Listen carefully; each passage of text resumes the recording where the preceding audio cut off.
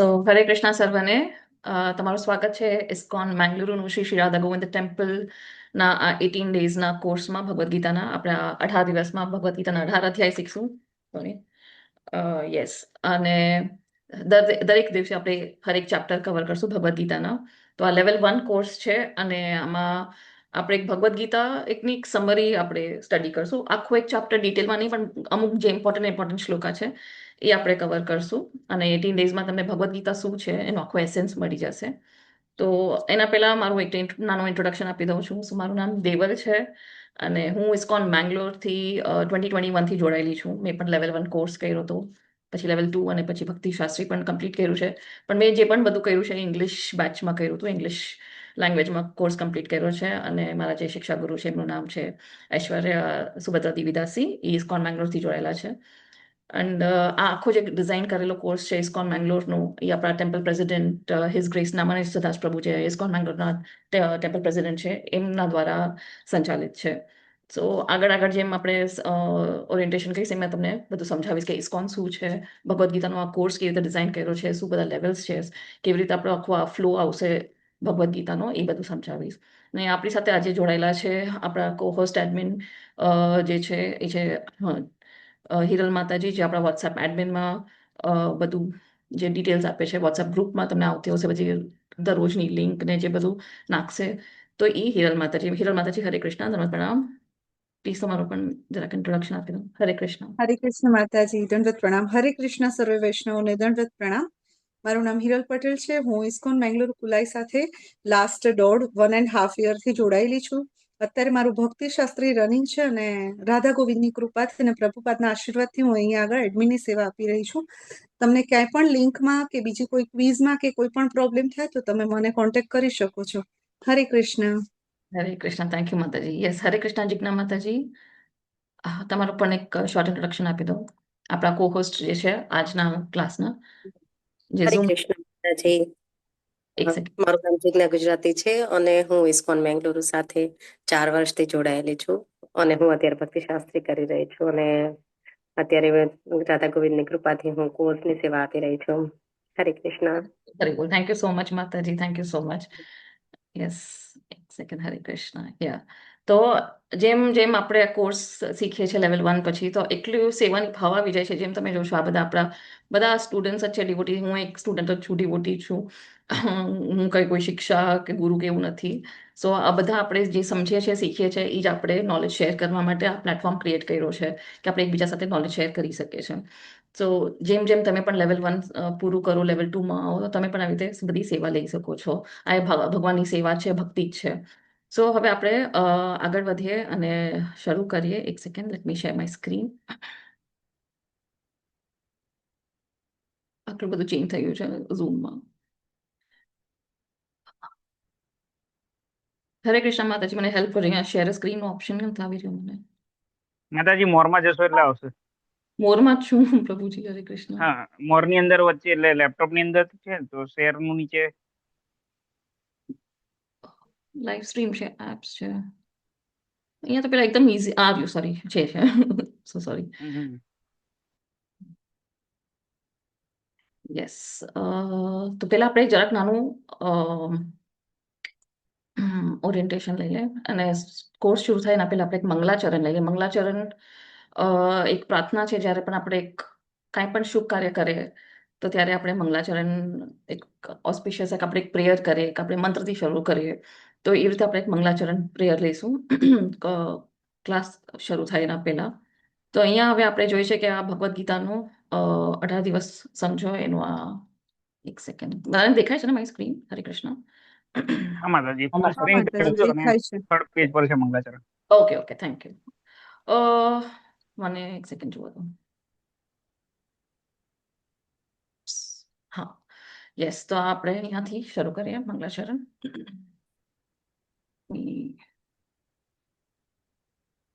Okay, તો જેમ મેં કીધું કે આપણે જ્યારે પણ કાંઈ પણ સ્ટાર્ટ કરીએ નવી ચીજો, ઓસ્પિશિયસ ચીજો કે શુભ કાર્યો, તો આપણે એક પ્રણામ મંત્રથી ચાલુ કરીએ. તો અહીંયા આપણે જ્યારે ઇસ્કોન ભગવદ્ ગીતા આપણે જ્યારે શરૂ કરીએ છીએ આજનો ઓસ્પિશિયસ ડેના જે ક્લાસ શરૂ કરીએ છીએ, તો આપણે આ મંગલાચરણ બોલીએ. તો બધા તમે હાથ જોડીને સાંભળી શકો છો, અને જેમને આવડતું હોય મ્યુટમાં પણ તમે બોલી શકો છો મ્યુટ રહીને. સો હરે કૃષ્ણ એવરીવન. સો ઓમ અજ્ઞાનતિમિરાન્ધસ્ય જ્ઞાનંજનશલાકય ચક્ષુરુન્મિલિतं येन તસ્मै શ્રી ગુરુવે નમઃ. શ્રી ચૈતન્ય મનોભીષ્ટં સ્થાપિतं येन भूतले स्वयं रूपः कदा मह्यं ददाति स्वपदान्तिकं.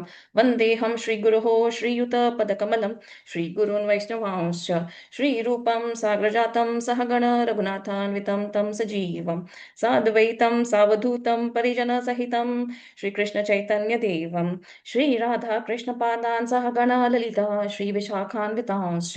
हे कृष्ण करुणा सिन्धु दीनबन्धु जगत्पते गोपिशा गोपिका कान्त राधकान्त नमोस्तुते. तप्त काञ्चन गौराङ्गी श्रीराधे वृन्दावनेश्वरी वृषभानुसुते देवी प्रणमामि हरिप्रिये. वाञ्छाकल्पतरुभ्यश्च कृपा सिन्धुभ्य एव च पतितानां पावनेभ्यो वैष्णवेभ्यो नमो नमः. नमो विष्णुपादाय कृष्णप्रेष्ठाय भूतले श्रीमते भक्तिवेदान्त स्वामिनिति नामिने. नमस्ते सारस्वते देवे गौरवाणी प्रचारिणे निर्विशेष शून्यवादी पाश्चात्य देशतारिणे. जय श्री कृष्ण चैतन्य प्रभु नित्यानंद श्री अद्वैत गदाधर श्रीवासादि गौर भक्त वृंद. हरे कृष्णा कृष्ण कृष्ण हरे हरे हरे राम राम राम हरे हरे. हरे कृष्णा कृष्ण कृष्ण हरे हरे हरे राम राम राम हरे हरे. हरे हरे हरे कृष्णा कृष्ण कृष्ण हरे हरे हरे हरे हरे राम हरे राम राम राम हरे. हरे कृष्णा. थैंक यू सर्वने. हरे कृष्णा. જય માતાજી, દંડવત પ્રણામ. પ્રણામ. હરે કૃષ્ણ સર્વને. ઓકે, તો આ આપણું ફટાફટ એક ઓરિએન્ટેશન લઈને પછી આપણે ક્લાસ સ્ટાર્ટ કરીએ. તો આપણે રૂલ્સ એન્ડ રેગ્યુલેશન્સ જોઈએ કે શું આપણે કેવી રીતે આ ભગવદ ગીતા સમજવાની છે, શું એટિકેટ્સ છે આ ક્લાસ, કારણ કે આ એ આપણું ઇમ્પોર્ટન્ટ ક્લાસ છે. એમ નથી કે હું કથા કરી રહી છું અને તમે આમ આરામથી સાંભળો એક નોવેલની તરહ કે એક સ્ટોરી ટેલિંગ. ના, એ નથી. આ પણ એક અભ્યાસ છે. જેમ તમે સ્કૂલ કોલેજમાં ભણ્યા છો એવી રીતે એક સિરિયસ સ્ટડી છે ભગવદ્ ગીતાની. તો આને પણ સિરિયસલી એવી રીતે લેવું જોઈએ આપણે. અને આ ભગવાનનું જ્ઞાન છે, તો ભગવાનનું જ્ઞાન કાંઈ ટેકન ફોર ગ્રાન્ટેડ નથી. ભલે આપણે આ કોર્સ આખું ફ્રીમાં આપી રહ્યા છે, પણ આ એક સિરિયસ સ્ટડી આપણે આપી રહ્યા છે. તો હવે આપણે કેવી રીતે આ સમજવાનું છે, તો આપણે પરિચય તો બધાનો થઈ ગયો છે. તો આ આપણે અહીંયા ઇસ્કોન મેંગલોર જે શ્રી શ્રી રાધા ગોવિંદ ટેમ્પલ છે, તો શ્રી શ્રી રાધા ગોવિંદના જે આ છે વિગ્રહ છે, શ્રી શ્રી રાધા અને ગોવિંદ ના વિગ્રહ છે. ઇસ્કોન મેંગલોર ટેમ્પલ જે છે મેંગલોર કર્ણાટકામાં કુલઈમાં આપણું ભવ્ય મંદિર હમણાં નિર્માણ કર્યો છે. બસ 1-1.5 વર્ષ થયો છે એને ઓપનિંગને. અને આ આપણા જે છે ઇસ્કોનના ફાઉન્ડર આચાર્ય છે એસી ભક્તિ વેદાંત સ્વામી શ્રીલા પ્રભુપાદ. તો એમને આ આખી જે ઇસ્કોન સોસાયટી છે, જે International Society for Krishna Consciousness, એ એમને આખી ઊભી કરી છે. અને એમના દ્વારા આપણને આ જે ભગવદ્ ગીતા યથારૂપ છે, જે આ ભગવદ્ ગીતા આપણે વાંચવાના છે, સમજવાના છે, એ એમના દ્વારા આપેલી એ ભગવદ્ ગીતા છે. એકદમ સિમ્પલ લેંગ્વેજમાં આપેલી છે. અને એ જ ભગવદ્ ગીતા જે મેં આમ ગુરુ પરંપરાથી સાંભળી છે, એ જ આજે અમે તમને એ પ્રસ્તુત કરવાના છે. તો હા, તમારે પણ અગર જ્યારે તમે કર્ણાટકા જાઓ કે મેંગલોર જાઓ તો તમે પણ આપણા આ ઇસ્કોનનો ટેમ્પલ છે ત્યાં તમે વિઝિટ કરી શકો છો. એમનું એડ્રેસ છે. અને આ જે કોર્સ છે ઓથેન્ટિક કોર્સ છે, ઓથોરાઇઝડ કોર્સ છે, કારણ કે આ ટેમ્પલ દ્વારા આવેલું છે. મેં મારા મનથી કંઈ સ્લાઇડ્સ બનાવીને હું તમને નથી પ્રસ્તુત કરી. ત્યાં એકદમ વેરીફાઈડ છે, ટેમ્પલથી આવે છે. તો આપણું ઇસ્કોન મેંગલોરનો આ એડ્રેસ છે. અહીંયા આપણી ફેસબુક લિંક છે, આ એમનું ઓફિશિયલ ઈમેલ આઈડી છે, નંબર છે, યુટ્યુબ લિંક છે આપણી www.youtube.com જઈને ઇસ્કોન રાધા ગોવિંદ ટેમ્પલ મેંગલોર તમે સર્ચ કરશો તો આપણી યુટ્યુબની લિંક આવી જશે. અને આપણા ઇસ્કોન મેંગલોર ટેમ્પલના જે પ્રેસિડેન્ટ છે હિઝ ગ્રેસ નામનિષ્ઠદાસ પ્રભુ, એમના દ્વારા આખો ઓનલાઈન કોર્સ ડિઝાઇન કર્યો છે. એમને એમના ગુરુ હિઝ હોલીનેસ જય પતાકા સ્વામી એમને આદેશ આપ્યો હતો કોવિડના ટાઈમે, જ્યારે બધા ટેમ્પલો બંધ હતા, કે તમે કેવી રીતે હવે ભગવદ્ ગીતા તમે બધાને સમજાવી શકો. તો આવી રીતે ઓનલાઈન કોર્સ ડિઝાઇન કર્યો અને વર્લ્ડ વાઇડ સૌથી હાઈએસ્ટ કોર્સ શરૂ કર્યો હતો. અને ઘણા લોકો પાર્ટિસિપન્ટ, વર્લ્ડ વાઇડ ઘણા લોકો પાર્ટિસિપન્ટ્સે રજીસ્ટર કર્યું છે, જેમ તમે આવી રીતે રજીસ્ટર કરીને આવ્યા છો એવી રીતે. તો કોવિડથી આ સ્ટાર્ટ થયો છે કોર્સ. અને ત્યાર પછી જે સક્સેસ મળ્યું છે, એટલે ત્યારે તો એ ટેમ્પલ એકદમ નાનું એક રેન્ટેડ હાઉસમાં ટેમ્પલ હતું, પણ હવે એકદમ ભવ્ય મંદિર બની ગયું છે, કે એમાં બધા ભક્તોના પ્રેમના કારણ. તો હવે આ કોર્સને આપણે ઝાંકી જોઈએ કેવી રીતે આપણે આ કોર્સમાં આગળ વધવાના છે. તો દરરોજ આપણે 1-1 કલાકનો વર્ગ હશે. આજે જરાક વધારે થઈ શકે કારણ કે આપણે ઓરિએન્ટેશન લઈ છે ને પછી આપણે કોર્સ ચાલુ કરશું, ફર્સ્ટ ચેપ્ટર ચાલુ કરશું. તો 1 કલાકનો ઓલમોસ્ટ ઝૂમનો સેશન હશે, જેમાં ભગવદ્ ગીતાના ઇમ્પોર્ટન્ટ શ્લોક કવર થશે. પછી એમાં આપણું ઇન્ટરેક્ટિવ સેશન રહેશે, કારણ કે હું અગર શ્લોક વાંચીશું, તમે અનુવાદ લઈ શકો છો, વાંચી શકો છો, બધું આપણે સ્લાઇડમાં હશે. અને ક્યાંક અમુક અમુક પ્રશ્ન પૂછીશું, તમે જવાબ આપી શકો છો. હિચકિચાતા નહીં, આમાં કોઈ ખોટા કે સાચા જવાબ નથી. This is a very interesting course. આપણું ભક્તિનું જ છે. તો જે પણ તમે આન્સર આપો છો કે તમે રીડિંગ એ કરો છો, એ ભક્તિમાં જ ગણાય છે, એ ભગવાનની ભક્તિ જ ગણાય છે.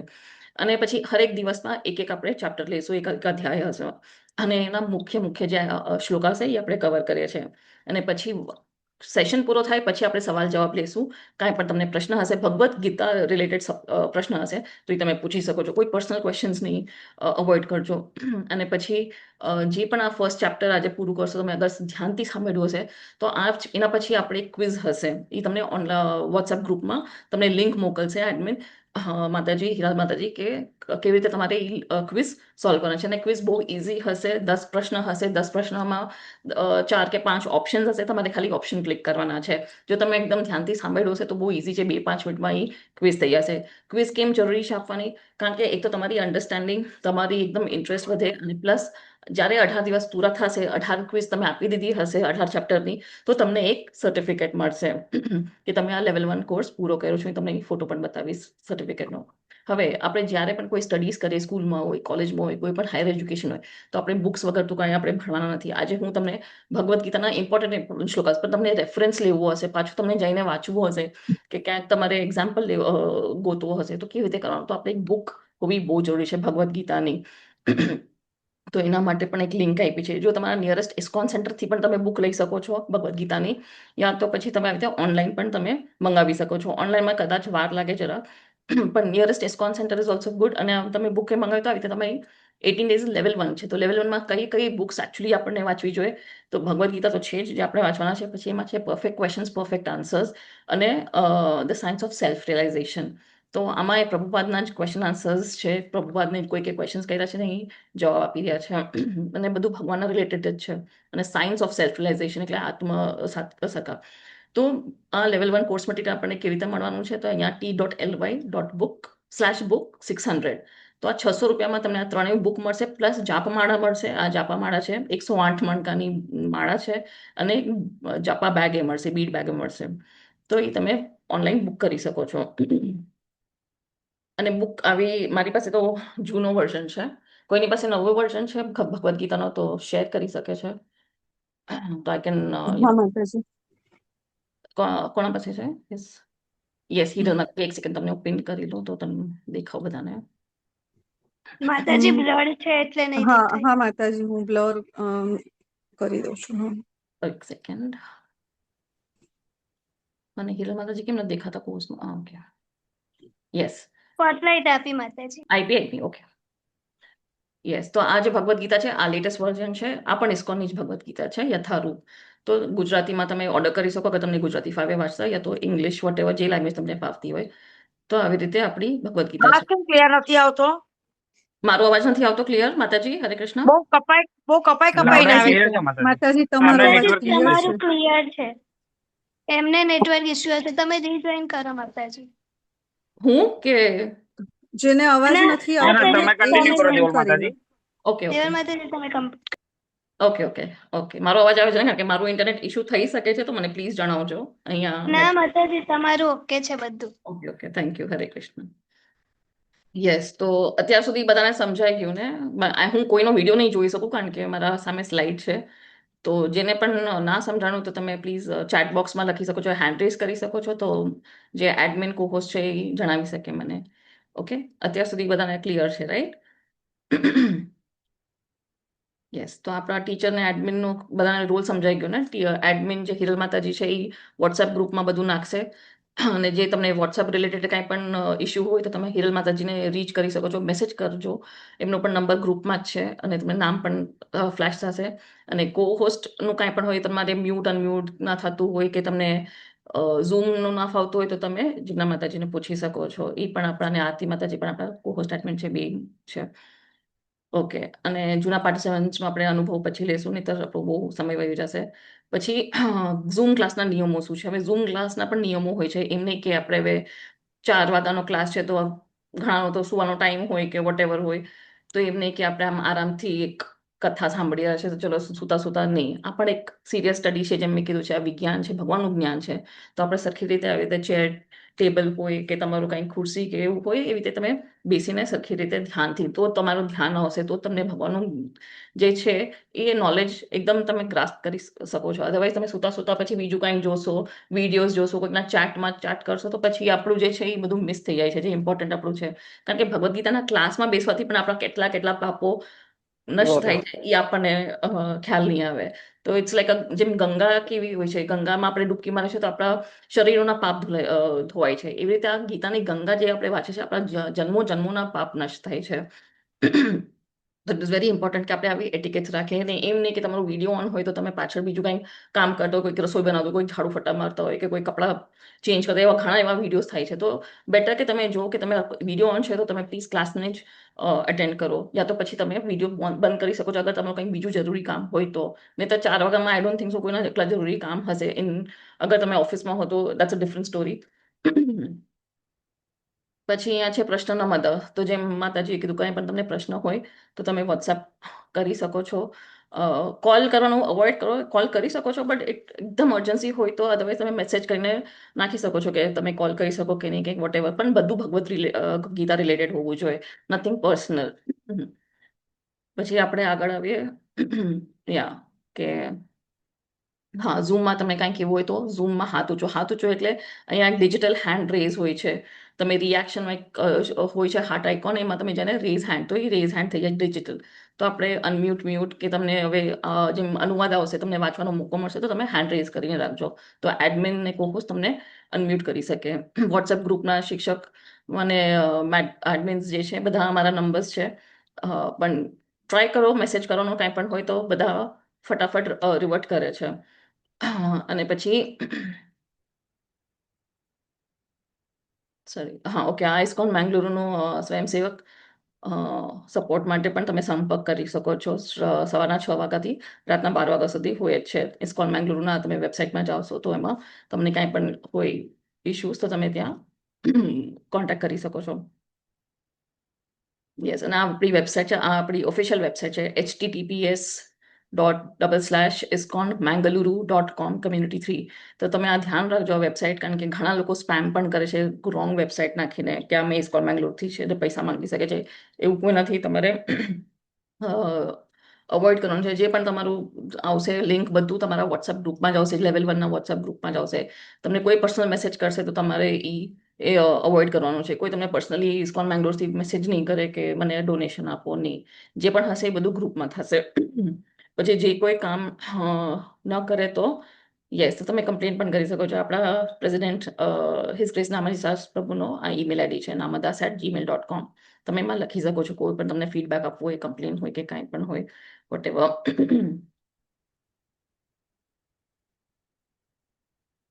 ઓકે, હવે આ ડોનેશન સ્પેમ જે મેં તમને કીધું, તો આ બધી ડોનેશન જે લિંક્સ છે આ બધી ઓથેન્ટિક લિંક્સ છે. કોઈ તમને SMS નહીં કરે કે અમારે આ ડોનેશન આપો. કોઈ SMS નહીં આવે ઇસ્કોન મેંગલોરથી, કે કોઈ પર્સનલ વોટ્સએપમાં તમારા પર્સનલ મારું પણ અગર કદાચ તમને લાગે કે આ મેં તમને મોકલેલું છે કે કોઈક મારા નામથી કે કોઈક એડમિનના નામથી તમને કોઈ મેસેજ કરે, તો એ બધાને અવોઇડ કરવાનું છે. કોઈ તમને સ્પેમ નહીં કરે. આવી રીતે જે પણ આવશે બધું ગ્રુપમાં જ આવશે.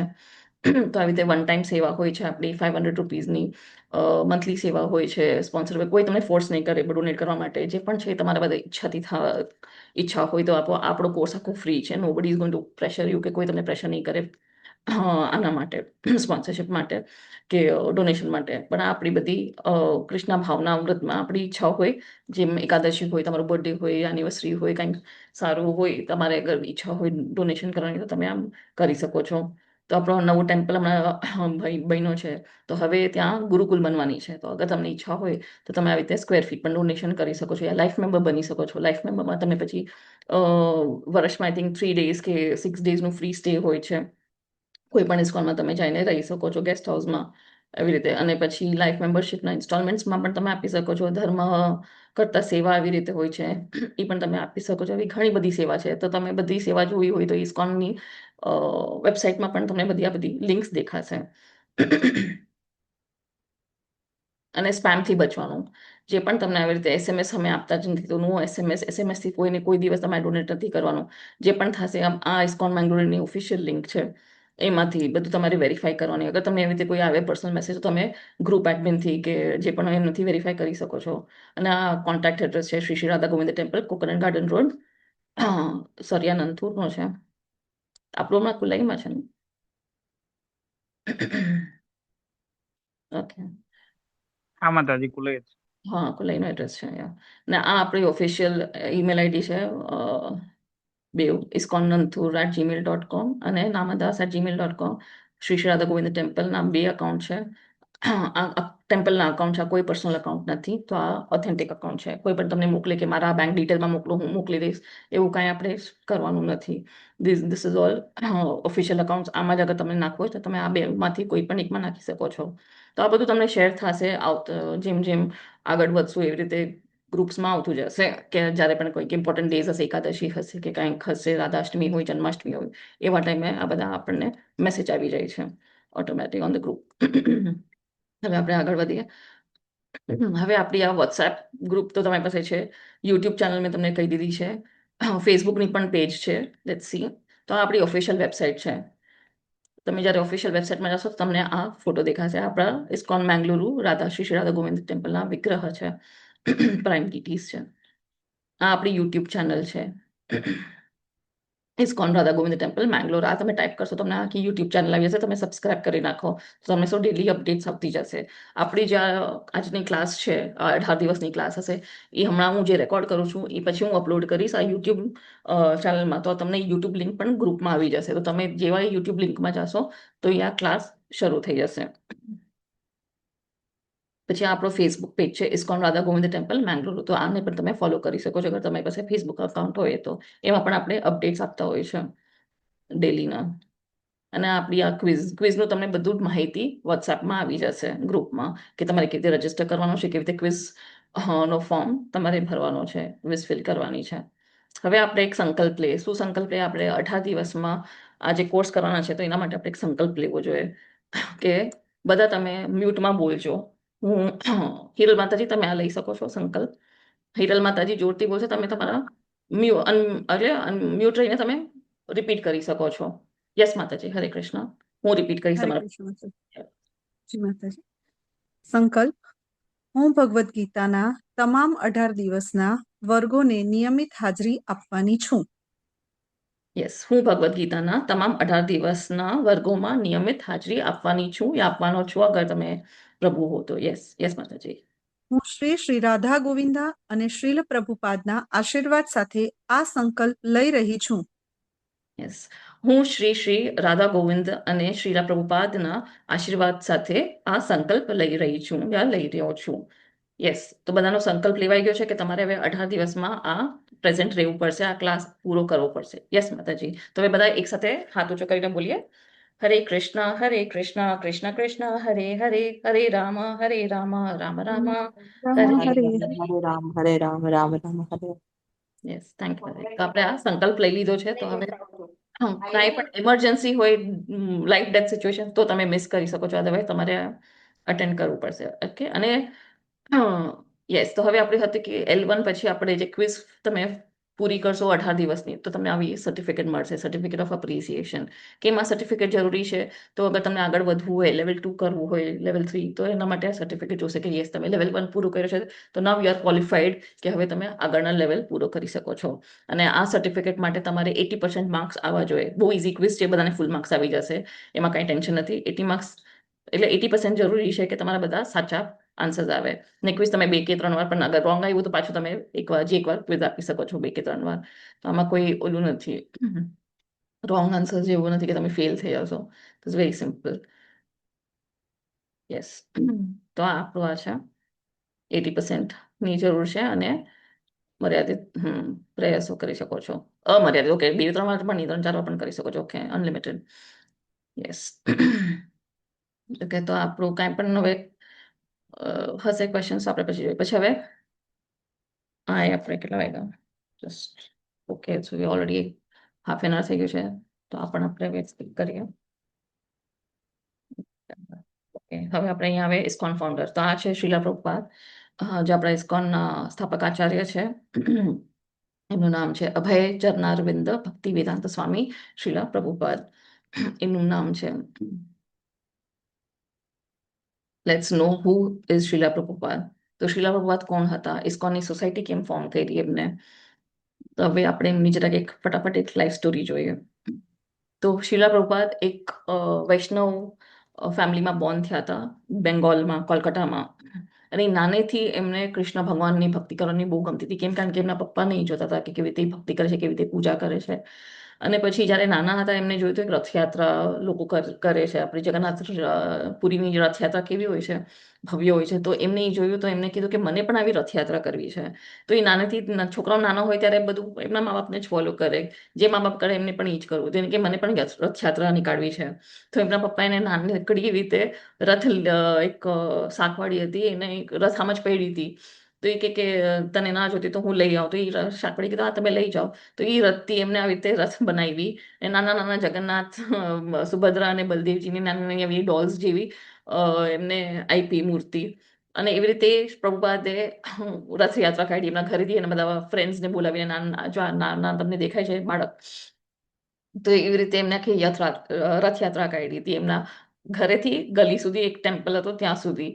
તો એકદમ ફેસ્ટિવલ જેવું એમને ક્રિએટ કર્યું એમના એરિયામાં. તો ત્યારથી એમને ભગવાન માટે એટલી ભાવના હતી, ભક્તિની ભાવના હતી. પછી જેમ જેમ એ મોટા થયા, કોલેજમાં ગયા, એમ એજ્યુકેટેડ હતા. એમને ઇંગ્લિશમાં એજ્યુકેશન કર્યું, એ બ્રિટિશના ટાઈમે હતા. અને પછી એમનું ઇન્ટ્રોડક્શન થયું એમના ગુરુથી, જે છે શ્રીલા ભક્તિસિદ્ધાંત સ્વામી પ્રભુપાદ. તો ભક્તિસિદ્ધાંત સરસ્વતી મહારાજને ઈ મળવા ગયા. અને ફર્સ્ટ મીટમાં એ એમને મનમાં માની લીધું કે આ મારા ગુરુ છે. અને જ્યારે ભક્તિસિદ્ધાંત સરસ્વતી મહારાજે જ્યારે પ્રભુપાદને જોયા કે આ તો એકદમ યંગ બોય છે, 21 યર ઓલ્ડ છે, એકદમ 21 વર્ષના યંગ મેન હતા. એ કે તમને ઇંગ્લિશ આવડે છે તો તમે વેસ્ટર્ન કન્ટ્રીમાં જઈને તમે ભગવાનનું નામનો પ્રચાર કરો. ત્યારે એ ટાઈમે, બ્રિટિશના ટાઈમે, ત્યારે શ્રીલા પ્રભુપાદે, ભક્તિસિદ્ધાંત સરસ્વતી મહારાજે શ્રીલા પ્રભુપાદને આ આદેશ આપ્યો હતો. અને આવી રીતે એમને દીક્ષા આપી હતી કે તમે આ તમારું ઇંગ્લિશ આવડે છે તો પ્રચાર કરજો, વેસ્ટર્ન બુક્સ લખજો, બુક્સ વેચજો ત્યાં જઈને ભગવાનની ભક્તિની. તો એ એમને 21 યર્સમાં એ આદેશ આપ્યો હતો. પણ શ્રીલા પ્રભુપાદ ઓબ્વિયસલી એ ગ્રહસ્થ હતા, એમના પણ વાઈફ હતા, કિડ્સ હતા. તો એ એમાં જ વ્યસ્ત હતા, એમનું પણ બિઝનેસ હતું. પણ પછી એમને લાગ્યું કે હવે ગુરુનો જે હતો આદેશ એ એમના મનમાં કાયમ હતો કે મારે મારો ગુરુનો આદેશ એ ફૂલફિલ કરવાનો જ છે. તો એકદમ એના એ મનમાં એક ઓલી હતી તપસ્યા. પછી જાય છે એટ ધ એજ ઓફ 70, 70 વર્ષની એજમાં એ એમનો ગુરુનો આદેશ ફોલો કરવા જાય છે. ખાલી 40 રૂપિયા લઈને એ જલદૂત કરીને કાર્ગો શિપમાં એ નીકળી પડે છે યુએસ માટે. અને એમ એ કોઈને ઓળખતા નથી, યુએસમાં કોઈને પણ નથી ઓળખતા. પણ તો એ જાય છે. અને શું લઈને જાય છે? ખાલી 40 રૂપિયા લઈને. અને 2 પેટી ને પેટી ભરીને એમની બધી લખેલી બુકો, back to God and magazines, Bhagavad Gita, એ બધું લઈને એ જાય છે યુએસ કાર્ગો શિપમાં. અને જ્યારે એ જાય છે કાર્ગો શિપમાં, એમને ત્યારે રસ્તામાં 2 હાર્ટ એટેક આવે છે. Imagine, at the age of 70 એમને 2 હાર્ટ એટેક આવે છે. તો પણ એ એમની ભક્તિ મૂકતા નથી. એમ નથી કે ચલો હું પાછો વયો જાઉં. તો એ જાય છે યુએસમાં, કોઈને જાણ્યા વગર, કોઈને ઓળખતા નથી. અને શેના માટે જાય છે? કે કૃષ્ણ ભગવાનનું નામનો પ્રચાર કરવા માટે જાય છે. એ એટલું એમનું એ દ્રઢ નિશ્ચય હતું, એકદમ વિલ પાવર હતું. અને ત્યાં જઈને એક ખાલી પાર્કમાં બેસીને હરિનામ સંકીર્તન કરે છે એકલા બેસીને.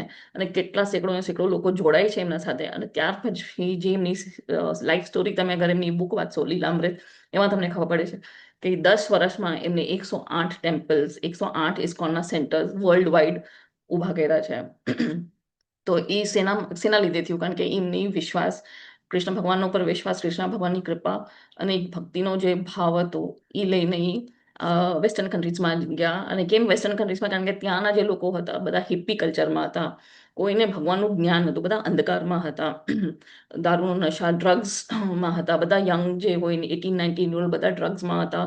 Alcohol, meet eating. કોઈને ભગવાન શું છે કાંઈ ખબર નથી, શું આધ્યાત્મિક ચીજો છે, સ્પિરિચ્યુઆલિટી શું છે, કોઈને કાંઈ ખબર નથી. બધા અંધકારમાં, ઇગ્નોરન્સમાં, જેમ આપણે કે એમાં હતા. તો ભગવાનનું આજે જ્ઞાન લઈને ગયા અને બધાને જે એમને ચેન્જ કર્યા, બધાને ટ્રાન્સફોર્મ કર્યા. જે બધા હિપ્પીઝ હતા એ લોકોને હેપી કરી નાખ્યા.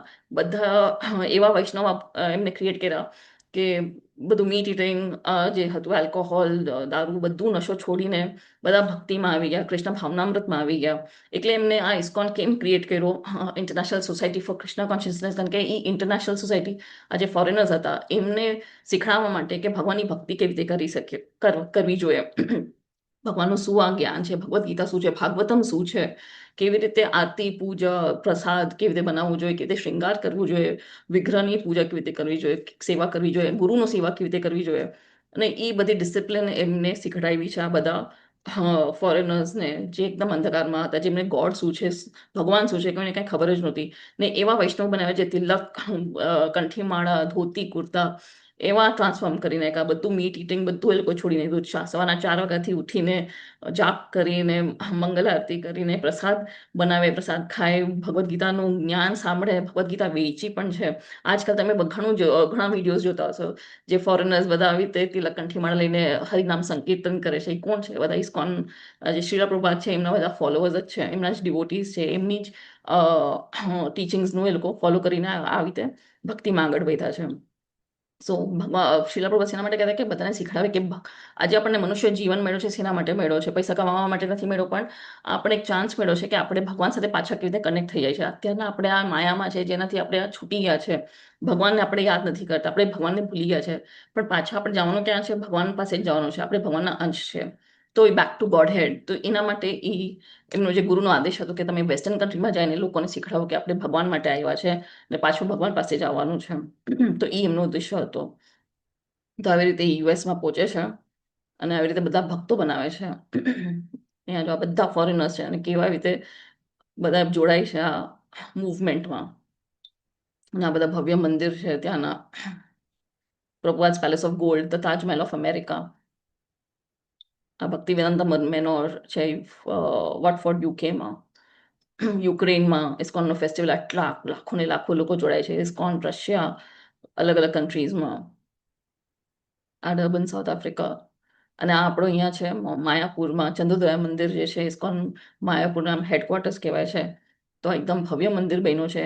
તમે જ્યારે પણ તમને ચાન્સ મળે માયાપુર જવા માટે, વેસ્ટ બેંગોલમાં કોલકાતાના આગળ માયાપુર છે, ત્યાં આપણો આ ટેમ્પલ છે ઇસ્કોન માયાપુર. ને જે શ્રીલા પ્રભુપાદ છે આ એમના શિષ્ય છે હિઝ હોલીનેસ જય પતાકા સ્વામી. અને હિઝ હોલીનેસ જય પતાકા સ્વામી છે આપણા ટેમ્પલના પ્રેસિડેન્ટ હિઝ ગ્રેસ નામાણી સાસ પ્રભુના ગુરુ. તો આ ડાયરેક્ટ ગુરુ પરંપરામાં આવેલું છે જે પણ આપણને શિક્ષણ અત્યારના મળી રહે છે. અને હિઝ હોલીનેસ જય પતાકા સ્વામી પણ અત્યારના માયાપુરમાં છે. એ પણ હજી સુધી સર્ટિફિકેટ્સને એવી રીતે કમ્પ્લીટ કરી રહ્યા છે કોર્सेस. ઇમેજિન આ એજમાં પણ. અને એમને પણ પેરાલિસિસ છે હવે અને એકદમ ઓલ્ડ એજ છે, પણ તોય હજી ભક્તિ એમની છૂટી નથી. અને એવી રીતે એમને નામ નિશાસ પ્રભુને આદેશ આપ્યો કે તમે કોવિડમાં ઓનલાઈન કોર્સ ચાલુ કરો. અને પછી એમને કીધું હવે તમે ટેમ્પલનું નિર્માણ કરો. તો હવે ટેમ્પલ પણ બની ગયો છે એમના કૃપાથી. તો હવે આજે આપણે શરૂ કરીએ આપણો પહેલો અધ્યાય ભગવદ્ ગીતા. તો હવે ભગવદ્ ગીતાનો અર્થ શું છે? તો ભગવદ્ ગીતા એટલે ભગવાનનું ગીત. ભગવાનનું ગીત, આ ભગવાનનું લવ લેટર છે ભગવદ્ ગીતા. કે આપણને ઘણા લાઈફમાં ક્વેશ્ચન્સ હોય કે શું, કેટલી બધી મૂંઝવણ હોય, પણ આપણે કેવી રીતે જીવવાનું હોય આપણને ખબર નથી. પણ ભગવદ્ ગીતામાં આપણા જીવનનો બધા પ્રશ્નોના ઉત્તર છે. જે અગર જો ભગવદ્ ગીતા આપણે ઉતારી લીધી આપણા જીવનમાં, તો આપણી લાઈફ કેવી રીતે જીવવાની છે એ આપણને એનો આન્સર મળે છે. આપણે કહે છે કે હવે આપણે કોઈને વાત કરવી છે કે ભગવાન પ્લીઝ ટોક ટુ મી, તો ભગવાન સાથે આપણે કેવી રીતે વાત કરીએ? જેમ અહીંયા ફોટો દેખાય છે, આ કહે છે એકદમ દુઃખી છે કે હવે ભગવાન તમે એની સાથે વાત કરો. તો ભગવાને તો આપેલું છે આપણને, શું આપેલું છે? આપણે લાઈફ મેન્યુઅલ આપેલી છે, ભગવદ્ ગીતા આપેલી છે કે તું આ લે, આમાં જ મારા બધા વર્ડ છે. આ ભગવાનનો લવ લેટર છે, ભગવાનનું ગીત છે જેમાં આ બધું આપેલું છે. તો અહીંયા કે છે ભગવદ્ ગીતા આપણી જીવનનું માર્ગદર્શન, આપણો લાઈફ મેન્યુઅલ છે. જેમ તમે કાંઈ પણ નવી કંઈ ચીજ ઇલેક્ટ્રોનિક લો, ગાડી લો, ફોન લો, ટીવી લો, કાંઈ પણ તમે નવી ચીજ લો, એક મેન્યુઅલ આવે છે કે કેવી રીતે એ વાપરવાનું છે, કેવી રીતે ચલાવવાનું છે. એવી રીતે આપણી લાઈફની મેન્યુઅલ કઈ છે? એ ભગવદ્ ગીતા છે. જો આ વાંચી લે તો આપણી લાઈફ કેવી રીતે જીવવાની છે સરળ રીતે, એકદમ સાદગીથી, એકદમ હાઈ થિંકિંગથી, એ આપણી આખી લાઈફ મેન્યુઅલમાં ભગવદ્ ગીતામાં આવે છે. એકદમ ધર્મથી કેવી રીતે આપણે ચાલવાનું છે, કેવી રીતે ધર્મથી આપણે જીવવાનું છે, કેવા કર્મ કરવાના છે, એ બધું આપણા ભગવદ્ ગીતામાં આપેલું છે. તો હવે લેટ્સ બિગિન. તો હવે અહીંયા એવું છે મહાકાવ્ય. તો આ ભગવદ્ ગીતા શેનો પાઠ છે? આ મહાભારતનો એક નાનકડો પાઠ છે ભગવદ્ ગીતા. મહાભારતમાં 1,00,000 શ્લોક છે. મહાભારત તમે સાંભળી હશે કે જોઈ હશે ટીવીમાં. એમાં 1,00,000 શ્લોક છે અને ભગવદ્ ગીતા એમાં ભીષ્મ પર્વમાં આવે છે એમાં ખાલી 700 શ્લોક છે ભગવદ્ ગીતાના. અને એ એક અનુવાદ છે ભગવાન અને અર્જુના બીચમાં સંવાદ છે શ્રી કૃષ્ણ ભગવાન અને અર્જુના વચ્ચે. એ ભગવદ્ ગીતા છે. એ લોકોએ ખાલી કામ આપણે વાર્તાલાપ કરીએ આપણે ફ્રેન્ડ સાથે વાત કરી એવી એ ખાલી એક ડાયલોગ છે ઈ ભગવદ્ ગીતા 700 શ્લોકની.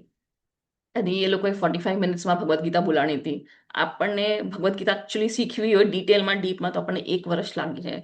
અત્યારે આપણે 18 ડેઝમાં જે લઈએ છીએ એક ઓવરવ્યૂ છે, બર્ડ્સ આઈ વ્યૂ આપણે લેવાના છે. તો કૃષ્ણ અને અર્જુનના વચ્ચેનો આ સંવાદ છે. હવે આપણે કહીએ કે આ ભગવદ્ ગીતા ઓથેન્ટિક છે. કેવી રીતે આપણે માની શકીએ કે આ ભગવદ્ ગીતા ઓથેન્ટિક છે? તો આપણે જોઈએ કે અહીંયા એક ગુરુ પરંપરાનો ફોટો આપ્યો છે. તો આ જે ઇસ્કોન જે છે એ કઈ પરંપરામાં 4 પરંપરાઓ છે વૈષ્ણવની, 4 સંપ્રદાયો છે. બ્રહ્મ સંપ્રદાય, બ્રહ્મ મધ્વ ગૌડ સંપ્રદાય છે એક. પછી એક છે શ્રી લક્ષ્મી સંપ્રદાય, જે શ્રી સંપ્રદાય કહે છે. એક રુદ્ર સંપ્રદાય કહે છે, જેમાં હવેલી જે પુષ્ટિ માર્ગ આવે છે. અને એક છે કુમાર સંપ્રદાય, તો એમાં નિંબક આચાર્ય આવે છે. બ્રહ્મ મધ્વ ગૌડાચાર્યમાં મધ્વાચાર્ય જે છે મેઇન છે આચાર્ય. શ્રી લક્ષ્મીમાં છે રામાનુજાચાર્ય. રુદ્ર સંપ્રદાયમાં છે વલ્લભાચાર્ય અને કુમાર સંપ્રદાયમાં છે નિંબકાચાર્ય. તો આ જે 4 સંપ્રદાયમાં જે પણ ભગવદ્ ગીતા આવે છે એ ઓથેન્ટિક ગીતા કહેવાય છે, કારણ કે એ આચાર્યોના શિષ્ય ગુરુ શિષ્ય પરંપરામાં આવે છે. તો એમ આપણે ઇસ્કોન જે છે એ બ્રહ્મ મધ્વ ગૌડિયા, ગૌડિયા એટલે બેંગોલ દેશ, તો એમાંથી આવે છે.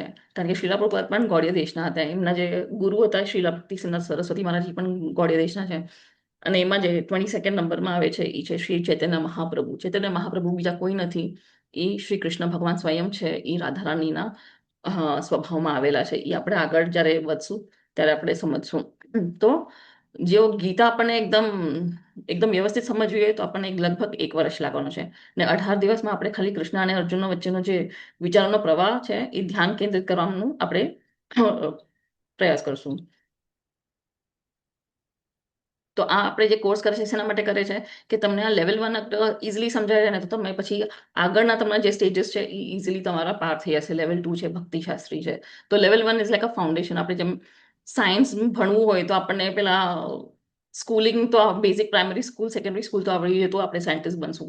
સીધું આપણે સાયન્સ ભણીને આપણે સાયન્ટિસ્ટ નથી બનવાના. એવી રીતે જ આપણે ભગવદ્ ગીતા જેમ આવી રીતે ફાઉન્ડેશન કોર્સ કરશું તો આપણને આગળના ડીપ થોટ્સ અને ડીપ પ્રોસેસ એમના સમજાશે, ડીપ થિંકિંગનું સમજાશે, ફિલોસોફી. પછી અહીંયા છે 700 વર્ષ છે. તો લોર્ડ ભગવાન કૃષ્ણના કેટલા છે? 574 શ્લોકા છે બુકમાં, જે ભગવાનના કીધેલા છે. અર્જુને ખાલી 84 કીધા છે. સંજયના છે 41 અને ધૃતરાષ્ટ્રના છે ખાલી એક જ શ્લોક જે છે પહેલો શ્લોક ભગવદ્ ગીતાના ફર્સ્ટ ચેપ્ટરનો ફર્સ્ટ શ્લોક એ ધૃતરાષ્ટ્રએ કીધો છે. બાકી બધું પછી સંજય, અર્જુન અને ભગવાન કૃષ્ણના શ્લોક છે. હવે આ કેવી રીતે ડિવાઈડ થાય છે? તો હવે ભગવદ્ ગીતા 3 પાર્ટમાં ડિવાઈડ થાય છે. તો પહેલાના જે 6 અધ્યાય છે એ કર્મયોગના અધ્યાય છે. ઘણા લોકો શું છે 6 અધ્યાય ભણીને વાંચીને સાંભળીને ક્લાસ છોડી દે છે. બસ કારણ કે તે કરવાના આપણે સમજાઈ ગયું એટલે હવે નીકળી જાવ નહીં. જે મેઇન એસેન્સ ભગવદ્ ગીતાના છે એ મધ્ય 6 અધ્યાયના છે. એ છે ભક્તિ યોગના. અને પણ એ ભક્તિ યોગને કર્મયોગ ક્યારે સમજાશે, ક્યારે આપણે ઓલું કરી શકશું જ્યારે આપણને જ્ઞાન હશે. તો છેલ્લા જે 6 અધ્યાય છે એ જ્ઞાન યોગ છે, ભગવાનના જ્ઞાનનો યોગ છે. તો ભગવાન પાસે આપણે કેવી રીતે જઈ શકું, ભગવાનની ભક્તિ કેવી રીતે કરી શકું? અગર જ્ઞાન જ નહીં હોય ભગવાન કોણ છે શું છે તો આપણને ભક્તિનો ભાવ જ નહીં આવે, પ્રેમનો ભાવ જ નહીં આવે, તો એ આપણે સમજી નહીં શકીએ. તો એટલે આ બધા જે 18 અધ્યાય છે એ બધા ઇમ્પોર્ટન્ટ છે.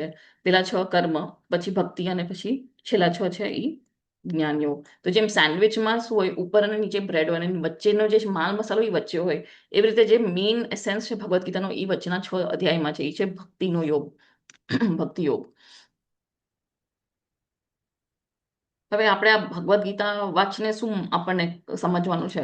તો આપણા 5 વિષયો કવર થશે કે ભગવાન કોણ છે, જીવ શું છે, પ્રકૃતિ શું છે, કર્મ શું છે અને કાળ શું છે. આ 5 ચીજનું આપણને જ્ઞાન આવી જશે. આપણને ખબર પડશે કે કેવી રીતે આપણે ધર્મ કરવાનું છે, તપસ્યા કરવાની છે, દાન ધર્મ કેવી રીતે કરવાના છે, કર્મ કેવા કરવાના છે, એ બધું આપણને કવર થઈ જશે 18 ડેઝમાં. તો યસ, તો હવે આપણો ફર્સ્ટ ચેપ્ટર અહીંયાથી શરૂ થાય છે, અર્જુન વિષાદ યોગ. તો અર્જુન વિષાદ યોગ એટલું મતલબ શું છે કે ભગવાને આ ભગવદ્ ગીતા કેમ કીધી હતી? કેમ અર્જુનને વિષાદમાં નાખ્યા હતા, અર્જુને ધરારથી એવી રીતે કન્ફ્યુઝનમાં નાખ્યા હતા, વિષાદમાં નાખ્યા હતા કે એને તૈયાર કરવા માટે કે એ પછી આવા પ્રશ્ન પૂછે, જે એ પ્રશ્ન પૂછે તો ભગવાન એને એ આન્સર આપી શકે. એકચ્યુઅલી કોના માટે આપી શકે? એ આપણા જેવા જે કલયુગમાં લોકો આવવાના હતા, જેને ભગવાન ઉપર કોઈ વિશ્વાસ નથી રહેવાનો, કે કોઈ ભગવાનની બુક પણ નહીં વાંચે ને જ્ઞાને નહીં લે, એના માટે અર્જુનને એવી રીતે તૈયાર કર્યા હતા કે એને વિષાદમાં નાખે, એને કન્ફ્યુઝનમાં નાખે, ને પછી અર્જુન એવા પ્રશ્ન પૂછે અને ભગવાન એનો આન્સર આપે. પણ એકચ્યુઅલી એ છે આપણા માટે, કે આ જે કલયુગના લોકો છે એ લોકોને જવાબ દેવા માટે, એ લોકો સાંભળે એના માટે આ ભગવદ્ ગીતા આપી હતી. નહીં તો અર્જુન તો એકદમ ભગવાનનો પરમ ભક્ત જેવો છે, તો એને તો એકચ્યુઅલી જ્ઞાનની જરૂર જ નથી ભગવદ્ ગીતાની, પણ એને આપણા માટે એને વિષાદમાં નાખ્યો કે ઈ પૂછે અને આ પછી આપણા સુધી આનો મેસેજ પહોંચે. તો હવે આપણે જોઈએ ફર્સ્ટ ચેપ્ટરમાં શું શું કવર થવાનું છે. તો ધૃતરાષ્ટ્રની પૂછપરછ આ પહેલા જ શ્લોકમાં એનું આવે છે કે એની પૂછે છે. પછી દુર્યોધનની ભય એ કવર થશે 2nd થી 11મા શ્લોકમાં. અને પછી શંખ ફૂંકવું, કે શંખનાદ જે થાય છે મહાભારતના પહેલા શરૂ થાય એના પહેલા, તો એ શંખનાદનું શું મહત્વ છે એ આપણે 12 અને 19 શ્લોકમાં કવર કરશું. અને અર્જુનનું નિરીક્ષણ, કે આ યુદ્ધમાં એ શું નિરીક્ષણ કરે છે, શું ઓબ્ઝર્વ કરે છે, તો એ 22-27માં. અને પછી અર્જુનના યુદ્ધ ન કરવાનું કારણ શું છે, તો 28 થી 46 શ્લોકમાં કવર થશે. બધા કહે છે કે અર્જુન એના સગા સંબંધીઓને મારી નાખ્યો, શું મતલબ છે? પણ એકચ્યુઅલી અર્જુનને યુદ્ધ જ નહોતો કરવો. એ આપણે જયારે ભગવદ્ ગીતા વાંચીએ ત્યારે આપણને ખબર પડે કે અર્જુનને તો યુદ્ધ જ નહોતો કરવો. તો હવે આપણે શરૂ કરીએ. યસ, તો હવે let's make it little interactive. બહુ હું ભૂલી ગઈ ને બધાને કંટાળો આવી ગયો છે અત્યાર સુધી. I hope not. પણ તો હવે આપણે જોઈએ છે અહીંયા પિક્ચર દેખાય છે, એક દૃશ્ય દેખાય છે. તો કોઈ કહી શકે છે, જૂના સ્ટુડન્ટ્સ નહીં પણ જે નવા પાર્ટિસિપન્ટ્સ છે, હેન્ડ રેઝ કરજો અને ખાલી તમારે કહેવાનું કે તમને શું દેખાય છે આ ચિત્ર જોઈને. હરે કૃષ્ણ. યસ, અમિત પ્રભુજી, હરે કૃષ્ણ. અનમ્યુટ કરી શકો છો. યસ. આ છે કુરુક્ષેત્ર છે, જ્યાં કૌરવો અને પાંડવો યુદ્ધ કરવા માટે ભેગા થયા હતા. યસ, હરી બોલ, હરી બોલ. યસ, થેન્ક યુ પ્રભુજી, હરે કૃષ્ણ. યસ, સુમિતાબેન માતાજી, હરે કૃષ્ણ. અનમ્યુટ કરજો.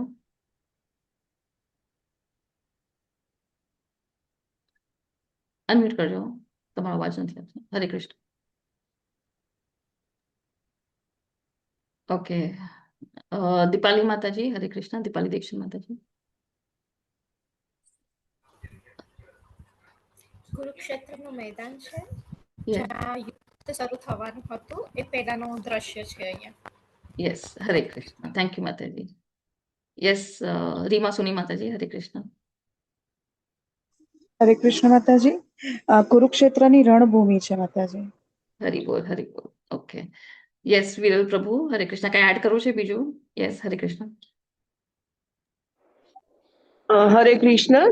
યસ, યુદ્ધ ભૂમિ તો દેખાય છે, પણ મને એમાં એ પણ દેખાય છે કે અર્જુનને કન્ફ્યુઝન છે અને શ્રી કૃષ્ણને પ્રશ્ન પૂછી રહ્યા છે. હરી બોલ, હરી બોલ. થેન્ક યુ માતાજી. ઓકે, યસ, યસ, શારદા માતાજી, હરે કૃષ્ણ. તમારો હેન્ડ રેઝ છે. હરે કૃષ્ણ. Okay, yes. તો આપણે આગળ પણ ઘણા ક્વેશ્ચન આવશે, ત્યારે તમે આન્સર આપી શકો છો. યસ, તો અહીંયા જેમ બધા ડિવોટીઝે કીધું કે આ કુરુક્ષેત્રનું યુદ્ધ ભૂમિ છે. બે સાઈડ જ્યારે યુદ્ધ થવાનું હતું એના પહેલાનો આ સીન છે. એક બાજુ કૌરવા છે, એક બાજુ પાંડવા છે, અને વચ્ચે એમનો શ્રી કૃષ્ણ અને અર્જુનનો આ રથ છે. અને ત્યાં એ પૂછી રહ્યા છે પ્રશ્ન, અને અહીંયા દેખાય છે આપણને ભગવાન એને જવાબ આપી રહ્યા છે. તો ફર્સ્ટ ચેપ્ટરમાં કૃષ્ણ ભગવાનનો એક શ્લોક નથી. ફર્સ્ટ ચેપ્ટરમાં ખાલી અર્જુનનો વિષાદ આપણને ખબર પડશે. સંજય ધૃતરાષ્ટ્રને શું એક્સપ્લેન કરે છે, આખો સીન સમજાવે છે, એ આપણને શ્લોકો આવશે. ને 2nd ચેપ્ટરથી ભગવાનનું એકચ્યુઅલ જ્ઞાન શરૂ થાય છે. પણ ફર્સ્ટ ચેપ્ટર પણ બહુ ઇમ્પોર્ટન્ટ છે. એક ફાઉન્ડેશન છે આપણને સમજવા માટે કે કેમ ભગવદ્ ગીતા બોલાણી હતી, અર્જુનને કેમ વિષાદમાં નાખ્યા હતા, કેમ એને કન્ફ્યુઝનમાં નાખ્યા હતા, શેના માટે? આપણા માટે. તો હવે આપણે શરૂ કરીએ. તો અહીંયા એક જ દૃશ્ય છે, પણ 3 અલગ પ્રતિક્રિયાઓ આપણને દેખાશે. શું દેખાશે? તો પહેલા તો આપણને ધૃતરાષ્ટ્રની માનસિકતા દેખાશે. ફર્સ્ટ શ્લોક આપણે જોશું તો એની માનસિકતા દેખાશે. પછી અહીંયા અર્જુનનો વિષાદ, એનું કન્ફ્યુઝન. એને ભય નથી યુદ્ધનો, પણ એને એકદમ અફસોસ થાય છે કે હું આ યુદ્ધ કરીશ તો મારા જ સગા સંબંધીઓનો મારે વધ કરવો પડશે, મારા જ ભાઈ બંધુઓનો મારે વધ કરવો પડશે, મારા ગુરુ જે છે દ્રોણાચાર્ય એનો વધ, મારા ભીષ્મ પિતામહ, મારા દાદાજી છે એમનો વધ કરવો પડશે. તો એ એને જોઈને એકદમ ઓલું થાય છે, લેમેન્ટેશન, એકદમ ઉદાસ થઈ જાય છે, હૃદય એનો બેસી જાય છે. અને અહીંયા તમે જોશો તો આ છે દુર્યોધન. તો દુર્યોધનને શું થાય છે? દુર્યોધનને ભયને પણ એને એકદમ ઓલો થઈ જાય છે કે અહીંયા આટલો કેવી રીતે સરસ રીતે આ લોકોએ અરેન્જ કર્યું છે એ આપણે આગળના શ્લોકમાં જોશું. તો એને એકદમ ગુસ્સો પણ આવે છે અને ભય પણ થાય છે કે આપણે જીતશું કે નહીં આ યુદ્ધમાં. તો 3 અલગ અલગ પ્રતિક્રિયાઓ છે, પણ એક જ યુદ્ધનું સીન છે.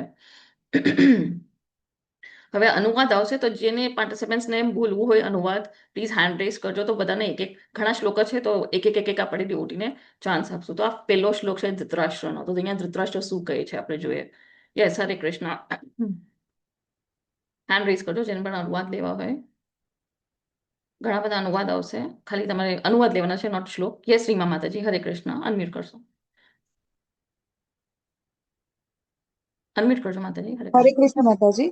ધૃતરાજ બોલ્યા, હે સંજય, તીર્થભૂમિ કુરુક્ષેત્રમાં યુદ્ધ કરવાની ઈચ્છાથી એકત્ર થયેલા મારા તથા પાંડુના પુત્રોએ શું કર્યું? હરે કૃષ્ણ. થેન્ક યુ માતાજી. યસ. તો હવે અહીંયા ધૃતરાષ્ટ્ર શું છે, એ સંજયને પૂછે છે કે યુદ્ધ ભૂમિમાં શું થયું. હવે અમે અહીંયા એક નાનો પ્રશ્ન પૂછીશ, પ્લીઝ હેન્ડ રેઝ કરજો આન્સર માટે. અથવા તમે ચેટ બોક્સમાં પણ લખી શકો. અગર તમને બોલવું ન હોય તો તમે ચેટ બોક્સમાં પણ આન્સર આપી શકો છો. તો અહીંયા ધૃતરાષ્ટ્ર તો નેત્રહીન છે એટલે એને દેખાતું નથી, પણ એ સંજયને પૂછી રહ્યા છે. તો એ સંજયને કેમ પૂછી રહ્યા છે? કોઈને પાસે જવાબ છે? સંજયને દેખાય છે યુદ્ધ? યસ, યસ, યસ મીરા માતાજી, હરે કૃષ્ણ. મીના માતાજી, સોરી. હરે કૃષ્ણ માતાજી. યસ, હરે કૃષ્ણ. એની પાસે દિવ્ય દ્રષ્ટિ હતી. ઓકે, હરી બોલ. કોણે આપી હતી દિવ્ય દ્રષ્ટિ? Okay, anybody knows this answer? દિવ્ય યાદ દ્રષ્ટિ. નથી આવતું માતાજી. Okay, okay, no problem. Hari બોલ. થેન્ક યુ માતાજી. યસ, યસ દીપલ માતાજી, હરે કૃષ્ણ. દીપાલી માતાજી, સોરી. દિવ્ય દ્રષ્ટિ કોણે આપી હતી એ નથી ખબર, પણ બસ એમને ટેલિપથી ના બ્લેસિંગ્સ હતા. ઓકે, યા એમને દિવ્ય દ્રષ્ટિ હતી કે એ જોઈ શકતા હતા યુદ્ધ. યસ. કોઈને ખબર છે કોઈ આપી? 1 2 3 4 આ કોણ છે? મને નામ નથી દેખાતું. 1 2 3 4 અનમ્યુટ કરજો. યસ, હરે કૃષ્ણ. યસ, યસ માતાજી. હરે કૃષ્ણ માતાજી. યસ. આપણે યુદ્ધ કરવા માટે જે બી કઈ થઈ રહ્યું હતું તે બધું આ જોઈ શકતા નતા, એમને બધું આ જોઈ શકતા હતા એટલે પહેલા એમને બધું કહી શકતા હતા. હા, પણ એમને કોણે આપી હતી દિવ્ય દ્રષ્ટિ? એની આઈડિયા કોઈને? હા, ઓકે, ઓલરાઈટ. યસ, નીતા માતાજી, તમે પછી આન્સર. યસ. હરે કૃષ્ણ માતાજી, વેદ વ્યાસ. હા, હા, યસ, હરી બોલ. વેદવ્યાસજી, yes. Thank you so much. તો સંજયને એ લોકો તો હસ્તિનાપુરમાં હતા. યુદ્ધભૂમિ હતું કુરુક્ષેત્ર, જે છે હરિયાણામાં. તો આ લોકોને કેવી રીતે ખબર પડે છે? કારણ કે સંજયને દિવ્ય દૃષ્ટિ મળે છે વેદવ્યાસથી. વેદવ્યાસથી એમને એક કૃપા આપે છે, એમને બોon આપે છે કે તમે આખું યુદ્ધ, એકચ્યુઅલી ધૃતરાષ્ટ્રને જ કહે છે કે તમે યુદ્ધ જોઈ શકો છો, તમને નેત્ર આપું છું, દિવ્ય દૃષ્ટિ. તો એ કે ના, મને નહીં, તમે સંજયને આપો. કારણ કે એને ખબર હતી, અંદર એમને ડર હતો કે મારા પુત્ર ત્યાં વધ થઈ હશે, હું જોઈ નહીં શકું. એટલે એ સંજયને કહે છે. અને અહીંયા એટલે સંજયને પૂછે છે કે શું કહે છે કે યુદ્ધ ભૂમિમાં મારા પુત્ર અને પાંડુના પુત્રનો શું થયું. હવે અહીંયા આમાં માનસિકતા દેખાય છે ધૃતરાષ્ટ્રની, કે એને શું કર્યું, એને બેવને જુદા કરી નાખ્યા. એકચ્યુઅલી જોઈએ કે પાંડુના પુત્ર એટલે પાંડવાસ અને કુરુ એટલે કૌરવાસ. તો પાંડુ અને ધૃતરાષ્ટ્ર તો બે સગા ભાઈઓ છે. આજે બે સગા ભાઈઓ છે તો બેનું સરનેમ કૌરવ જ હતું.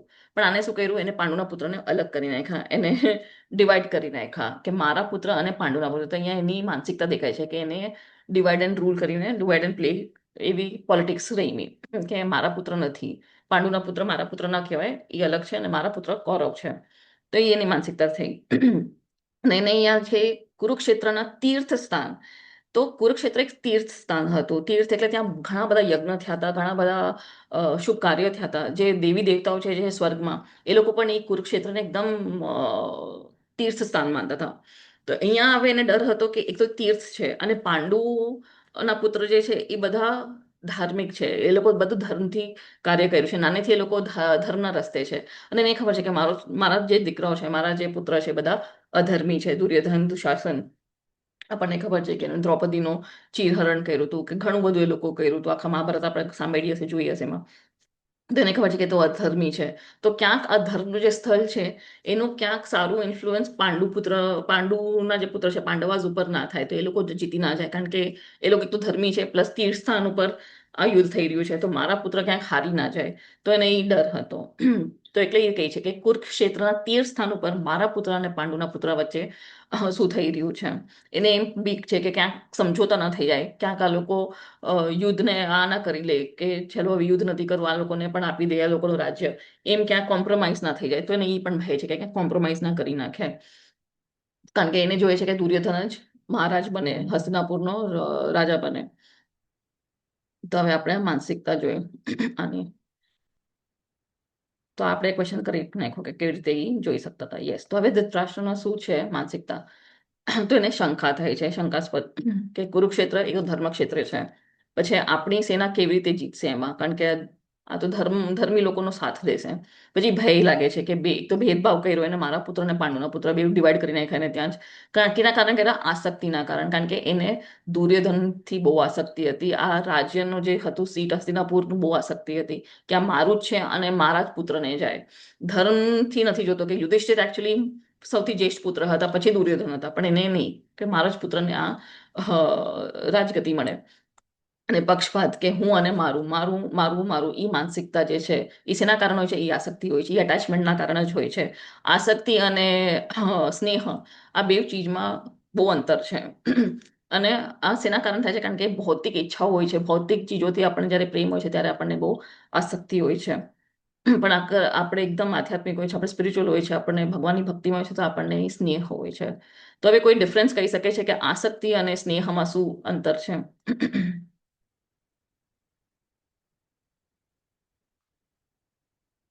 હરે કૃષ્ણ. યસ યસ યસ, કોઈ હેન્ડ રેઝ છે? યસ, શ્રદ્ધા માતાજી. હરે કૃષ્ણ. શારદા માતાજી, સોરી નામમાં હતી રોંગ વચ્ચે. યસ, શારદા માતાજી. હરે કૃષ્ણ. હરે કૃષ્ણ માતાજી. યસ, હરે કૃષ્ણ. સ્નેહ છે એ માત્ર બાળક પ્રત્યે કે આપણા કોઈ પણ પ્રેમી સાથે આપણે પ્રેમ દર્શાવીએ એ સ્નેહ છે. ઓકે. આસક્તિમાં છે એ મારા પણ આવી જાય છે. યસ, હરિ બોલ. યસ પ્રભુ, thank you so much. Hare Krishna. Yes, બીજો કોઈને ટ્રાય કરવું છે? યસ, દીપાલી માતાજી. કોઈ નવા નામ આવે છે?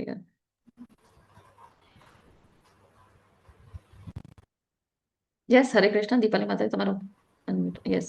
હરે કૃષ્ણ. આસક્તિ એ છે કે જે આપણને મોહ માયાથી જકડીને રાખે છે, લાઈક ભૌતિક થિંગ્સ, એ કોઈ પણ વસ્તુઓ માટેની અને ઉપર જવાની એક ચાહ હોઈ શકે. અને સ્નેહ એ છે કે જે ત્યાગ કરવું, બીજાનું વિચારવું, અને આપણને એકબીજા માટે લાગણીઓ ઉત્પન્ન કરે, એક હ્યુમિનાલિટી, માણસ છીએ અને માણસની જેમ છીએ. હરી બોલ. Thank you so much. સરસ પર્સપેક્ટિવ આપ્યા છે. હરે કૃષ્ણ. હરી બોલ. યસ. તો યસ, અહીંયા કોઈ રાઈટ એન્ડ રોંગ આન્સર્સ નથી, બંને આન્સર્સ કરેક્ટ હતા, એકદમ સરસ હતા. યસ, કોઈને હજી ટ્રાય કરું છે? યસ, વસંત પ્રભુ. હરે કૃષ્ણ. હજી એક હેન્ડ રેઝ છે. યસ. માતાજી. હા, હરે હરે કૃષ્ણ. કૃષ્ણ માતાજી. હા, હરે કૃષ્ણ. હા, સ્નેહ એટલે જે પોતાના બાળકો પ્રત્યે પ્રેમ છે એ બાળકને સાચો રસ્તો બતાવે છે. ઈ ગેર રસ્તે હોય તો એને માનતા નથી અને એને સાચી રાહ બતાવે છે, ઈ સ્નેહ છે. અને જે આસક્તિ છે ઈ બાળક કોઈ બી રસ્તે હોય યા ખરાબ રસ્તે યા એનું વર્તન યોગ્ય ન હોય તો પણ એને માન્ય કરવું એ આસક્તિ છે. હરી બોલ. હરી બોલ. થેન્ક યુ સો મચ માતાજી. યસ, હરી બોલ. તો યસ, આ એક ડિફરન્સ છે. જ્યારે આપણને સ્નેહ હોય, પ્રેમ હોય, આપણા બાળકો સાથે અટેચમેન્ટ હોય, પણ અગર એ ખોટે રસ્તે પણ જઈ રહ્યો હોય અને જો આપણે એને શીખડાવે, એને દંડ આપીએ કે સરખીથી પ્રેમથી પણ શીખડાવે કે તું આ ખોટું કરી રહ્યો છો, તો એને સ્નેહ કહેવાય છે. પણ જે ખોટે રસ્તે જતો હોય અને પણ તો એ પેરેન્ટ્સ લોકો અમુક વાર કહે છે, ના તારે જે કરવું એ કર, હું તારી સાથે છું. જેમ ધૃતરાષ્ટ્ર, દુર્યોધન, ખબર છે કે દુર્યોધન આટલું બધું ખોટું ખરાબ કરે છે, તો પણ એક વખત પણ એને રોક્યો નહીં, એને ના પાડી કે તું નહીં નહીં કર, સારું નથી અને શીખડાયું નહીં, તો એ કેમ એ આસક્તિ કહેવાય છે, જે માતાજીએ કીધું. યસ, તો પ્રેમ તો હોય છે પણ એના સાથે અટેચમેન્ટ પણ હોય. આજકાલના મા બાપ પણ તમે જોશો, સ્કૂલ આજકાલના તો જનરેશન જ અલગ છે. મા બાપ લોકો કહે છે, અગર ટીચર સાથે ઝઘડા કરે છે કે મારા છોકરાને તમે માર્યું કેમ, તમને કોણે અધિકાર આપ્યો છે, અને આ તે કેમ ખીજાણા. એટલે જરા ખીજાય તો પણ એમાં પેરેન્ટ્સ લોકો એક્શન લે છે ટીચર્સ ઉપર કે કે તમે કયા કોણે રાઇટ્સ આપ્યા છે એમને ખીજાવવા માટે. તો આ કહેવાય છે, આને કહેવાય છે આસક્તિ. પણ જો અગર છોકરો તમારો કંઈક ખોટું કામ કરતો ને તમે એને રોકો અને સમજાવો કે આ તે ખોટું કર્યું છે, એનો સાથ ના આપો એમાં, તો એને જ કહેવાય છે સ્નેહ, કે તમે એ સારું માર્ગદર્શન આપો છો. Thank you so much. બધાનો જવાબ સરસ હતો. હરી બોલ બધા સાંભળે છે અને I am so glad. Thank you so much. Yes, તો અહીંયા છે હવે આપણે ફર્સ્ટ શ્લોક જોઈએ. હવે આ થર્ડ શ્લોકા છે. તો થર્ડ શ્લોકા કોનો છે? તો અહીંયા દુર્યોધન. હરે કૃષ્ણ. તો અહીંયા દુર્યોધન છે. હવે આ કોણ કહી શકે છે કે દુર્યોધન અને આ કોણ છે બીજા? માતાજી મને હોસ્ટ આપજો, મારું ઓકે, નીકળી ગઈ છે એટલે. સોરી. ઓકે, કોઈકનો ઓકે, પ્લીઝ ધ્યાન રાખજો કો હોસ્ટ. યા ઓકે માતાજી, શશી માતાજીનું માઇક છે ને ઓન થઈ જાય છે, ઓફ કરીએ ને તો વારે વારે ઓન થઈ જાય છે. Okay okay. સાચી માતાજી, હરે કૃષ્ણ. કદાચ ફોન ઉપર હશે એટલે. Okay, yes. વિડીયો પણ યા નો પ્રોબ્લેમ. ઓકે, તો હવે અહીંયા આ કોનો દૃશ્ય છે, કોઈ કહી શકે છે? હરી બોલ, હરે કૃષ્ણ. હેન્ડ રેઝ કરજો યા ચેટ બોક્સમાં લખજો. આ કોણ બે વ્યક્તિ છે? એક તો દુર્યોધન છે, મેં કહી દીધું.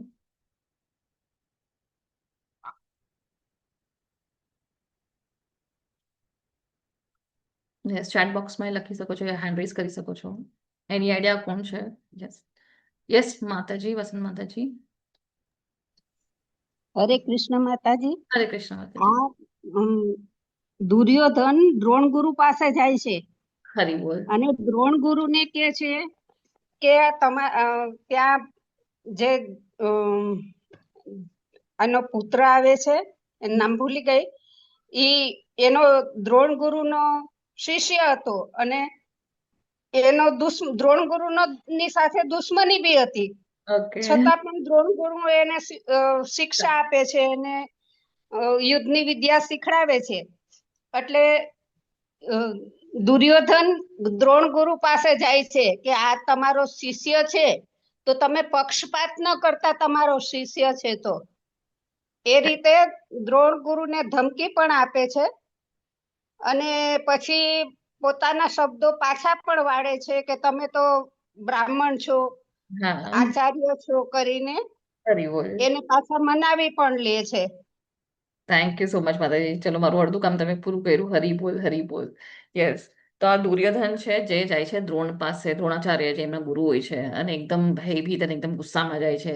આજે ગુરુનો એ ટોન્ટ મારે છે, જે માતાજીએ કીધું, એમનું અપમાન કરે છે. કેમ અપમાન કરે છે? જે માતાજીએ કીધું કે એમના, હવે આપણે જોઈએ સ્ટોરી આગળ. તો અહીંયા એ શું કહે છે? યસ, કોણ વાંચશે આ? અનુવાદ લઈ લો બધા. હવે હેન્ડ રેઝ રાખજો તો હું બધાને એક એકને ચાન્સ આપું વાંચવા માટે. યસ, રીમા માતાજી, હરે કૃષ્ણ. અનમ્યુટ કરજો. હરે કૃષ્ણ માતાજી. હે આચાર્ય, પાંડુપુત્રોની આ વિશાળ સેનાને જુઓ કે જેની વ્યૂહ રચના આપના બુદ્ધિમાન શિષ્ય એવા ધ્રુવપુત્રને બહુ નિપુણતાથી કરી છે. હરી બોલ. થેન્ક યુ માતાજી. યસ, તો જેમ માતાજી કીધું હતું કે એમના દુશ્મન જે હતા એ કોણ હતા? તો અહીંયા કહે છે દ્રુપદ પુત્ર. તો હવે દ્રુપદ પુત્ર કેમ દુશ્મન થાય છે? હવે આપણે એક નાનકડી સ્ટોરી અહીંયા સાંભળીએ. તો દ્રોણાચાર્ય અને દ્રુપદ જે છે એ નાનપણમાં એ લોકો ફ્રેન્ડ્સ હતા, ખાસ મિત્ર હતા. તો ત્યાં નાનપણમાં દ્રુપદે એમ જ કીધું હતું દ્રોણાચાર્યને કે હું જ્યારે મોટો થઈશ, અને એ રાજકુમાર હતા અને દ્રોણાચાર્ય તો ગરીબ બ્રાહ્મણ, દરિદ્ર બ્રાહ્મણ હતા. તો દ્રુપદે કીધું કે હું જ્યારે મોટો થઈશ, હું રાજા બની જઈશ, તો હું તને મારો અડધો રાજ્ય આપી દઈશ. એમ કરીને એવી રીતે આપણે કહેવાય ને, નાના ફ્રેન્ડ્સ હોય ત્યારે આપણે કે આપણે મોટા થઈને આ બિઝનેસ કરશું ને આપણે આમ કરશું, એવી રીતે વાત કરીને એ કહી દીધી એમને, એવો પ્રોમિસ આપ્યો, એવું વચન આપ્યું. પછી તે લોકો મોટા થયા, બધા પોતાના રસ્તે. એ તો રાજા બની ગયા. અહીંયા દ્રોણાચાર્ય એ તો દરિદ્ર બ્રાહ્મણ હતા અને એ આવી રીતે શિક્ષા આપતા હતા. બ્રાહ્મણ લોકો ત્યારે એ જમાનામાં શિક્ષાથી જ એનું પાલન પોષણ કરતા હતા. તો એને એવી રીતે દ્રુપદને આવી રીતે શિક્ષા આપતા. અને પછી એમાં શું થયું, જ્યારે એમનો પુત્ર થયો દ્રોણાચાર્યનો, કોણ હતું? અશ્વત્થામા. અશ્વત્થામા જ્યારે નાના હતા તો ત્યારે એમની પાસે એમને આપવા માટે પણ પૈસા નહોતા, દૂધ પીવડાવવા માટે પણ પૈસા નહોતા, એક ગાય પણ નહોતી. તો ત્યારે એમને વિચાર્યું કે હું, અને ત્યારે અશ્વત્થામાને કેવી રીતે પાલી રહ્યા હતા કે ચોખાનો લોટ હોય એમાં પાણી મિક્સ કરીને એમને એવી રીતે આપતા હતા કે એ દૂધ તરીકે એવી રીતે આપતા હતા. તો ત્યારે એમને બહુ થયું કે હું મારા છોકરાને દૂધ પણ નથી આપી શકતો. તો ત્યારે એમને દ્રુપદની વાત યાદ આવી કે હવે તો દ્રુપદ રાજા બની ગયો છે. તો હવે એને એક આવું વચન આપ્યું, તો ચલો અડધો રાજ્ય નહીં પણ એક બે ગાય તો આપી દેશે દાનમાં. અને એ બ્રાહ્મણ છે, બ્રાહ્મણને કોઈ દાન ના પાડે. બ્રાહ્મણ લોકો ક્ષત્રિયને ગ્રસ્ત પાસે જ જાય દાન માંગવા માટે. તો એ જાય છે દ્રુપદને યાદ દેવડાવવા માટે એમનું વચન. તો જ્યારે એ જાય છે એમના સભામાં, દ્રુપદના સભામાં, કે તને યાદ છે આપણે નાના હતા ત્યારે આપણે મિત્ર હતા ને તે મને આવું વચન આપ્યું હતો. તો દ્રુપદે શું કર્યું? દ્રુપદ એકદમ અપમાન કર્યું દ્રોણાચાર્યને કે હું ને તારા જેવો દરિદ્ર બ્રાહ્મણનો કેવી રીતે મિત્ર હોઈ શકે? કયા સપના જા નીકળી જાય અહીંયાથી, હું કઈ તને કાંઈ નથી આપવાનું દાનમાં. એમ કરીને એને એ ભગાડી દે છે. અને ત્યારે દ્રોણાચાર્યનું એકદમ અપમાન થાય છે. તો એમને બહુ ગુસ્સો આવે છે. ને એ આવીને કૌરવાસ ને પાંડવાસ જે એમના શિષ્ય હતા એમને કહે છે કે જાઓ દ્રુપદને બંદી બનાવીને લઈ આવો. તો એમાં દુર્યોધન કહે છે હું જ્યારે બંદી બનાવી લઈ આવીશ હમૈસીના, કારણ કે એ લોકો તો 100 લોકો છે, 100 ભાઈઓ છે, કે અમે 100 કાફી છે ઓલા દ્રુપદને બંદી બનાવવા માટે. તો એ લોકો જાય છે. તો ત્યારે શું થાય છે? દ્રુપદે એ લોકોને જ બંદી બનાવી નાખે છે, 100 કૌરવોને, ને એ લોકો જ બંદી બની જાય છે. પછી પાંડુ ને પાંડવાસને આ લોકો આપે છે. દ્રોણાચાર્ય કહે છે કે જાઓ તમે, સોરી, દ્રુપદને બંદી બનાવી લે. તો ત્યારે અર્જુન કહે છે કે હું એકલો જઈને છોડાવી આવીશ. તો અર્જુન એકલો જાય છે અને 100 કૌરવોને પણ છોડાવે છે અને દ્રુપદને બંદી બનાવીને પણ લઈ આવે છે. એટલે ગુરુનો એમને આદેશ માન્યો. તો અને પછી ત્યારે શું કહે છે દ્રોણાચાર્ય? દ્રુપદે કહે છે જા મેં તને માફ કર્યો, એને જ મૂકી દે છે કે જા મેં તને માફ કર્યો. તો હવે એક ક્ષત્રિય જે છે, ક્ષત્રિય માટે સૌથી અપમાનજનક એ વાત હોય છે કે કોઈ એમને માફ કરી દે. એ યુદ્ધ ભૂમિમાં કોઈને મારી નાખે, વધ કરી નાખે, એ એમને ચાલશે. એ બહુ ગર્વનો માન કહેવાય છે, વાત કહેવાય છે. પણ અહીંયા દ્રોણાચાર્યને કીધું કે મેં તને માફ કર્યો, તો એ સૌથી અપમાનજનક હોય છે દ્રુપદ માટે. તો દ્રુપદને બહુ ગુસ્સો આવે છે ને એ પાછો જાય છે અને યજ્ઞ કરે છે કે હું હવે એવો શિષ્ય નું ઉત્પન્ન કરીશ યજ્ઞથી કે જે પુત્ર ઉત્પન્ન કરીશ આ યજ્ઞથી કે જે જઈને દ્રોણાચાર્યનો વધ કરે આગળ જઈને. તો એટલે એવો યજ્ઞ કરે છે ને એમાંથી નીકળે છે ધૃષ્ટદ્યુમ્ન અને દ્રૌપદી. તો ધૃષ્ટદ્યુમ્ન પણ યજ્ઞથી જ ઉત્પન્ન કરેલો એમના પુત્ર છે દ્રુપદના. તો હવે જ્યારે પુત્ર થાય છે તો હવે એને શિક્ષા માટે તો ક્યાંક મોકલવું પડશે. તો એ જાય છે પોતે પાછા દ્રોણાચાર્ય પાસે કે તમે હવે મારા પુત્રને શિક્ષણ આપો, રણનીતિને, યુદ્ધ નીતિનું. કારણ કે દ્રોણાચાર્ય જ બધાને શીખડાવે છે, બધા ક્ષત્રિય, બધા રાજકુમારોને એમ એ જ શિક્ષા આપે છે. અને દ્રોણાચાર્ય કઈ પક્ષપાત નથી કરતા, એ તો ગુરુ છે એટલે કોઈ દિવસ પક્ષપાત ના કરે. તો એ પણ એ ધૃષ્ટદ્યુમ્નને લે છે અને એમને પણ શિક્ષણ આપે છે. તો એટલે હવે અહીંયા દુર્યોધન શું કહે છે કે તમારા દ્રુપદ પુત્ર, દ્રુપદ એટલે અહીંયા ટોન્ટમાં છે કે તમારો શત્રુ છે એના જ પુત્રને તમે આટલી સરસ શિક્ષા આપી કે હવે એ જ જઈને પાંડુના સાઈડથી હવે યુદ્ધ ભૂમિમાં છે. કેમ પાંડુના સાઈડમાં યુદ્ધ ભૂમિમાં છે? કારણ કે દ્રૌપદી જે છે એ ધૃષ્ટદ્યુમ્નની બેન છે અને દ્રૌપદી કોણ છે? એ પાંડવોની પત્ની છે. એટલે ધૃષ્ટદ્યુમ્ન પાંડવો સાથે જ પાંડવોના સાઈડમાં જ લડવાના હતા. તો એટલે અહીંયા ટંકો મારે છે, ટોન્ટ મારે છે કે જો તમારો દ્રુપદ પુત્ર, તમારો શિષ્ય શું કરી રહ્યો છે, તમારા જ અગેન્સ્ટ હવે ઉભો છે, તમારા જ વિરુદ્ધ ઉભો છે અને આટલી સરસ એને આખી મિલિટરી ફોર્મ કરી છે, આખી આર્મી ફોર્મ કરી છે. એટલે એકદમ એ ગુસ્સામાં છે. તો અહીંયા આપણને આનો ભય દેખાય છે દુર્યોધનનો. તો એ કહે છે કે હવે તમે લિનિયન્ટ નહીં રહેતા, કે હવે તમે છે ને એકદમ પક્ષપાત નહીં કરતા, કારણ કે તમારા શિષ્ય ત્યાં છે, તમારો ફેવરેટ અર્જુન પણ દ્રોણાચાર્યનો સૌથી ફેવરેટ શિષ્ય હતો. એ કે હવે તમે પક્ષપાત નહીં કરતા. તો એ જરાક એમને વોર્નિંગ આપે છે.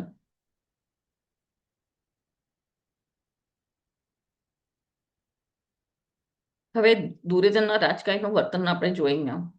તો યસ, 1 by 1 એક એક કોણ લેશે? હરિકૃષ્ણ, હેન્ડ રેઝ કરજો. 1 by 1 ટ્રાન્સલેશન્સ આપણે અહીંયા અનુવાદ લઈ લઈએ. હરે કૃષ્ણ. યસ, ભાવના માતાજી 1.3 અનમ્યુટ કરજો. હરે કૃષ્ણ માતાજી, અનમ્યુટ કરજો. હરે કૃષ્ણ. યસ, તમારો અવાજ નથી આવતો ભાવના માતાજી. ઓકે, હવે અનમ્યુટ. હરે કૃષ્ણ. હરે કૃષ્ણ. યસ, દ્રોણાચાર્ય પાંડવો સાથે આ વખતે હળવાશ નહીં દાખવી. તેની ખાતરી કરવા માટે દૃષ્ટદ્યુમ્ને દ્રુપદનો પુત્ર દ્રોણનો શત્રુ કહે છે. હરી બોલ. થેન્ક યુ માતાજી. યસ. તો આપણે આ જોયું કે એટલે એ દ્રુપદ પુત્રના કે દ્રુપદનો શત્રુ છે, એટલે એ દ્રુપદ પુત્રના કહે છે કે હવે એ લિનિયન્ટ ના રહે, હવે પક્ષપાત ના કરે. યસ વિરલ પ્રભુજી. હરે કૃષ્ણ. 1.4 to 6.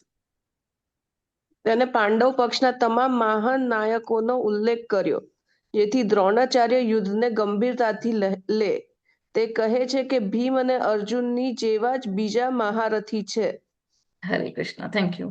યસ. તો હવે અહીંયા ઇમ્પોર્ટન્ટ છે જોવાનું કે એ સામેવાળાના પક્ષના પણ મહારથીઓનું નામ લે છે. કેમ લે છે?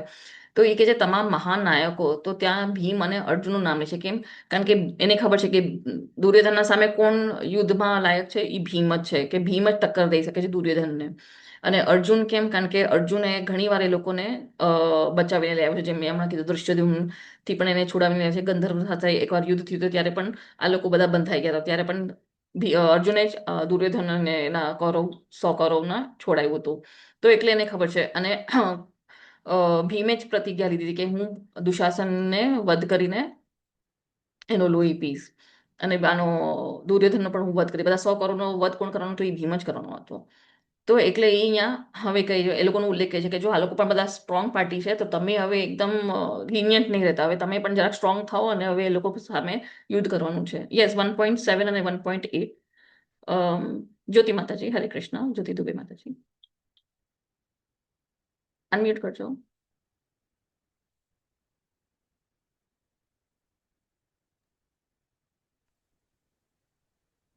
હરે કૃષ્ણ. બ્રાહ્મણ શ્રેષ્ઠ. હરે કૃષ્ણ. પોતાના તરફથી મહાન નાયકોના નામનો ઉલ્લેખ કરતી વખતે તેમણે ભીષ્મ પહેલા દ્રોણાચાર્યના નામનો ઉલ્લેખ કર્યો. હેલો, અવાજ આવે છે? યસ યસ માતાજી. યસ. જેઓ સૌથી મોટા હતા, કારણ કે ક્ષત્રિયના નામનો ઉલ્લેખ કરતા પહેલા બ્રાહ્મણના નામનો ઉલ્લેખ કરવો એ સ્વીકાર્ય શિષ્ટાચાર છે. ભીષ્મ પછી કર્ણ. હરી બોલ. થેન્ક યુ માતાજી. યસ. તો હવે અહીંયા જે હરી બોલ. થેન્ક યુ માતાજી. તો અહીંયા જે રીતે શિષ્ટાચારથી દુર્યોધનના નામ લીધા છે પેલા, તો એને પેલા કોનું નામ લીધું? એને પેલા ઉલ્લેખ કરતા વખતે પેલા દ્રોણાચાર્યને, હવે એને ખબર છે કે એને ટોન્ટ મારી નાખ્યો છે, અપમાન કરી નાખ્યો છે ગુરુનો. હવે ગુરુને જરાક શાંત કરવા માટે એમને જરાક મસ્કા લગાડે છે. કેવી રીતે મસ્કા લગાડે છે? તો પેલા એ દ્રોણાચાર્યનું નામ લે છે કે આપણા ટીમમાં પણ, આપણી આર્મીમાં પણ તમે છો. દ્રોણાચાર્યનો ઉલ્લેખ કરે છે. પછી સૌથી મોટા જે હતા, એકચ્યુઅલી દ્રોણાચાર્ય કરતા મોટા કોણ છે? ભીષ્મ પિતામહ છે એજ વાઇઝ, પણ એ પેલા દ્રોણાચાર્યનું નામ લે છે, પછી ભીષ્મ પિતામહનું નામ લે છે. તો શિષ્ટાચાર વખતે પણ એકચ્યુઅલી ગુરુનું નામ કે બ્રાહ્મણનું નામ પેલા લે અને પછી ક્ષત્રિયનું નામ લે, તો એ એકચ્યુઅલ ડિસિપ્લિન કહેવાય, એ શિષ્ટાચાર છે. તો એને એ પણ, અને એને ખબર છે કે ભીષ્મ પિતામહ તો દાદા છે, તો એમને ખરાબ પણ નહીં લાગે, તો એ રીતે નામ લે છે. અને પછી 1.8. હા સોરી, આજે આગળ પણ હતું. હા હરી બોલ. યસ ઉર્વી માતાજી. હરે કૃષ્ણ. 1.8 તેમણે મુખ્ય કપ્તાન તરીકે કૃપાચાર્ય, દ્રોણાચાર્યના શાળા અને અશ્વત્થામા, દ્રોણાચાર્યના પુત્ર નામનો વધુ ઉલ્લેખ કર્યો. હરી બોલ. થેન્ક યુ માતાજી. યસ. તો હવે પછી એમને શિષ્ટાચાર તરીકે પેલા દ્રોણાચાર્ય જે બ્રાહ્મણ છે, પછી ક્ષત્રિય કોણ છે? ભીષ્મ પિતામહ, અને પછી કૃપાચાર્યનું પણ નામ લે છે. કૃપાચાર્ય કોણ છે? એ દ્રોણાચાર્યના શાળા, જે કૃપી છે દ્રોણાચાર્યની વાઇફ, એ કૃપાચાર્યની બેન જ છે. અને પછી અશ્વત્થામાનું પણ નામ લે છે. તો અશ્વત્થામા કોણ છે? દ્રોણાચાર્યનો પુત્ર જ છે, કારણ કે એ સ્ટ્રોંગ છે એમના પાર્ટીમાં, એટલે એ આવી રીતે શિષ્ટાચાર તરીકે નામ લે છે. એક સેકન્ડ, મને જરાક, નો પ્રોબ્લેમ. યસ. યસ શ્રીમા માતાજી. 1.8. હરે કૃષ્ણ. હરે કૃષ્ણ માતાજી.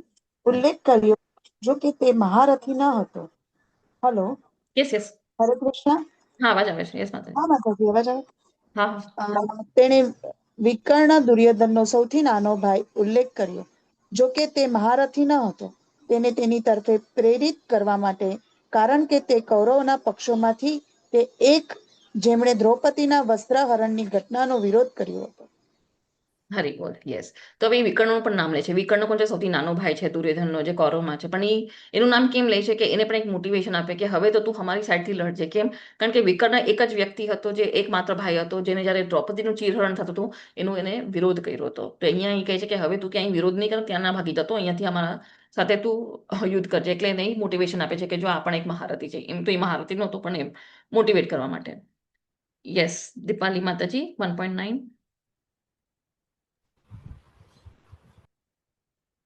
અનમ્યુટ કરજો માતાજી.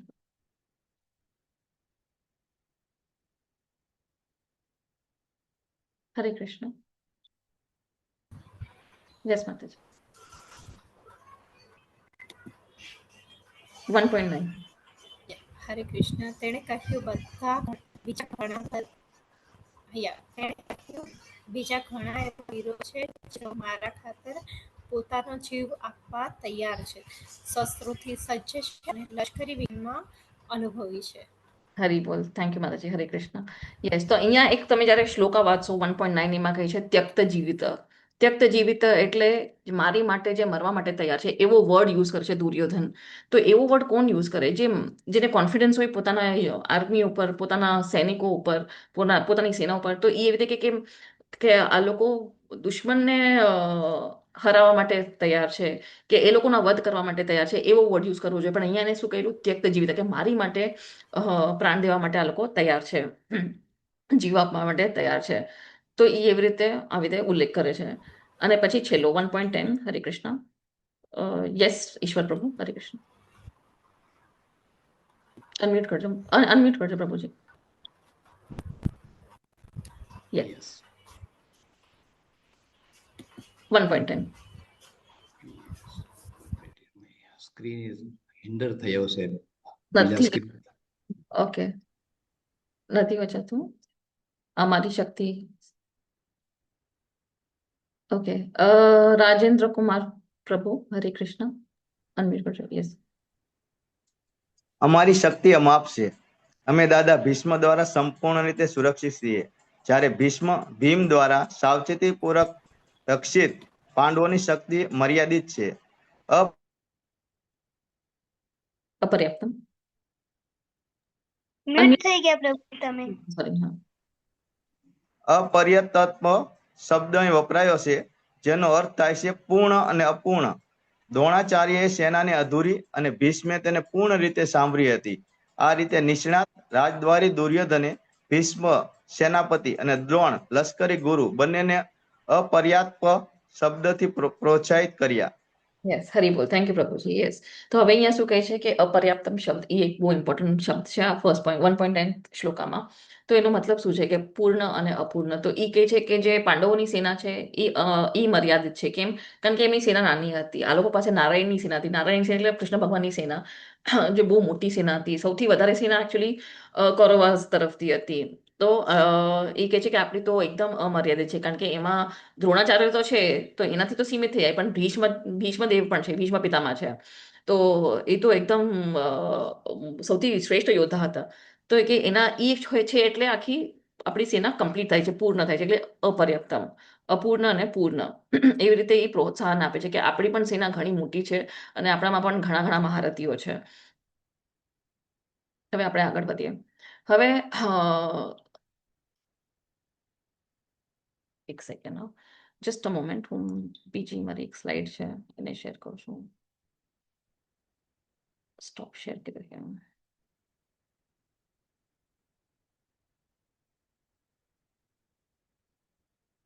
એક જ સેકન્ડ.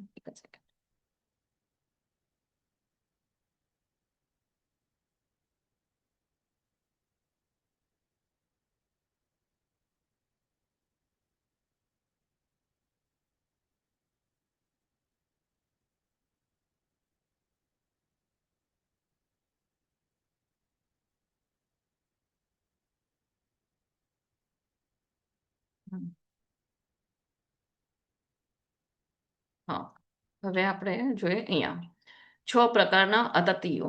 તો હવે આ 1.36 શ્લોકમાં આવે છે. તો 6 પ્રકારના જે આક્રમણકારો હોય એ કોણ હોય છે? કે આ 6 પ્રકારના જે લોકો હોય એનું વધ કરીએ એમાં કોઈ આપણને અપરાધ નથી, કોઈ પાપ નથી, કોઈ એ નથી લાગતું. તો એ આપણા ભગવદ્ ગીતા ગ્રંથમાં આપ્યું છે. તો એ 6 પ્રકારના કોણ હોય છે આપણે અહીંયા વાંચીએ. યસ, હરે કૃષ્ણ. હેન્ડ રેઝ કરજો જેને વાંચવું હોય. હરે કૃષ્ણ. હરે કૃષ્ણ. યસ. ગીતા માતાજી વાંચો, એમને ડિજિટલ હેન્ડરેસ નથી કર્યું. ઓકે.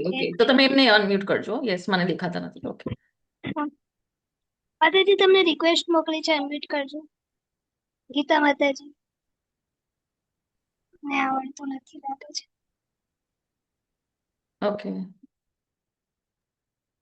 sorry. વિરલ પ્રભુજી વાંચો. ઝેર આપનાર દુર્યોધને ભીમને ઝેરી લાડુ ખવડાવ્યા હતા. યસ, આગળ પણ વાંચો માતાજી, 6 વાંચી નાખો. આગ લગાડનાર દુર્યોધને પાંડવો માટે લાખનું ઘર બંધાવવાની વ્યવસ્થા કરી અને જ્યારે તેઓ હુમલો કરવા તૈયાર હતા ત્યારે તેને સળગાવી દેવાનું કાવતરું ઘડ્યું. આગ લગાડનાર ને જે ઘાતક હથિયારોથી હુમલો કરે છે એનું ડિસ્ક્રિપ્શન વાંચી લીધું. ઓકે, એક ચોર શકુનીએ પાસાની રમતમાં છેતરપિંડી કરી અને તેની બધી સંપત્તિ લૂંટી લીધી. જે બીજાની જમીન પર કબજો કરે છે, ત્યારબાદ કૌરવોએ પાંડવોની જમીન પર કબજો જમાવ્યો.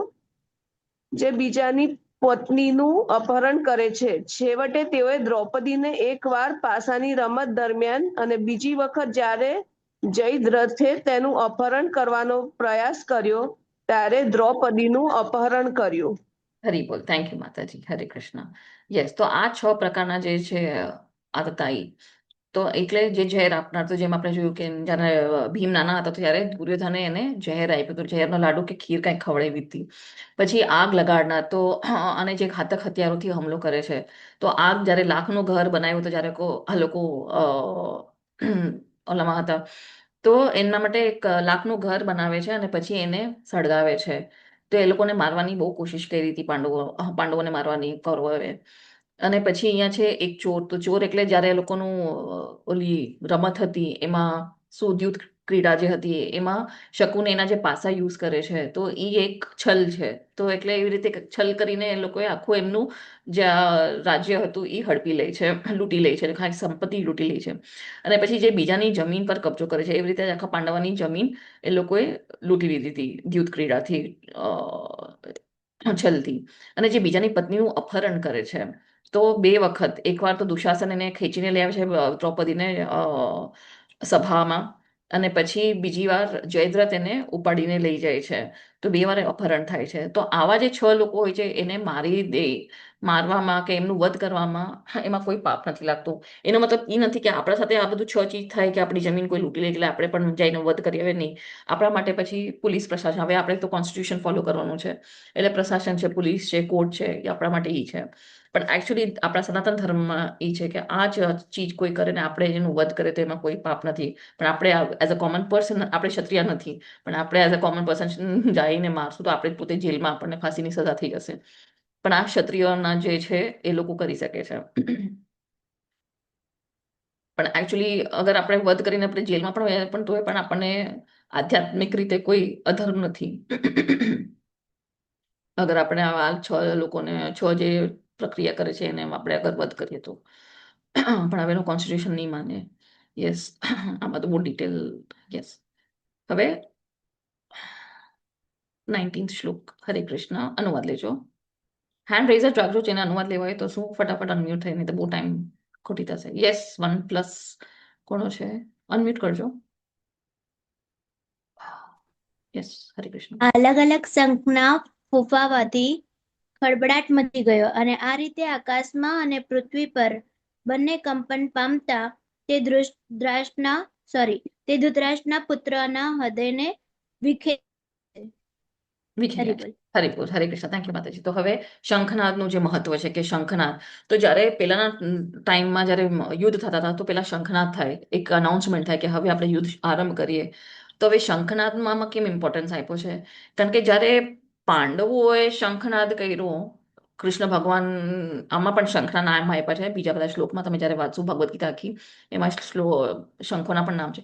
તો જ્યારે શ્રી કૃષ્ણ ભગવાન એનો પાંચજન્ય શંખ વગાડે છે, જ્યારે અર્જુન એનો શંખ વગાડે છે, યુધિષ્ઠિર એનો શંખ વગાડે, ભીમ, નકુલ, સહદેવ, જ્યારે બધા 5 પાંડવોને શ્રી કૃષ્ણ એમનો આખી સેનાની જ્યારે શંખ વગાડે છે, તો આખા ધરતીમાં કંપન થાય છે, આસમાન પણ કંપન થાય છે, ધરતી કંપાય છે, એકદમ એવો મોટો અવાજ થાય છે, ગડગડાટ થાય છે, આખી ધરતી હલી જાય છે, આખા વર્લ્ડમાં આખો અવાજ થાય છે, આખા યુનિવર્સમાં.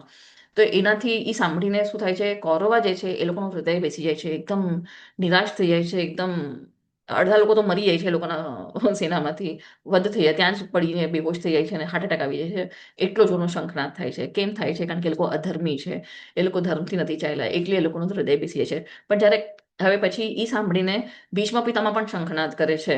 કેમ? કારણ કે પછી દુર્યોધનને જરાક પ્રોત્સાહન કરવા માટે કે એટલે હું અહીં શંખનાદ કરું. પણ જ્યારે એ લોકો શંખનાદ કરે છે, પાંડવોના સાઈડમાં કોઈને કાંઈ ગભરાટ ન થતી, કોઈના દિલ નથી બેસતા.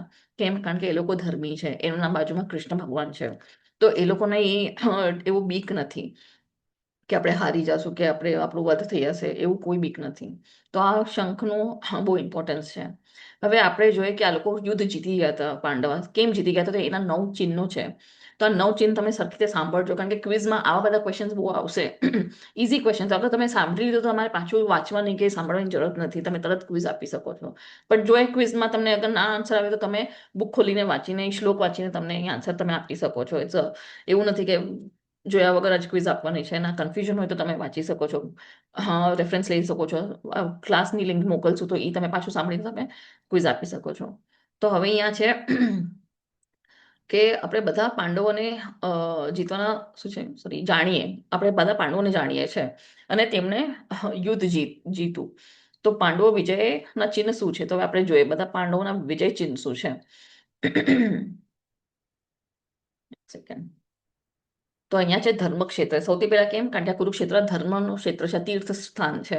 તો ત્યાં તો ધર્મી લોકો જ જીતવાના છે, એ લોકોનું જ ઇન્ફ્લુઅન્સ વધારે હોય. એટલે એક તો ધર્મક્ષેત્રમાં યુદ્ધ થાય છે. બીજો છે દૈવી રથ.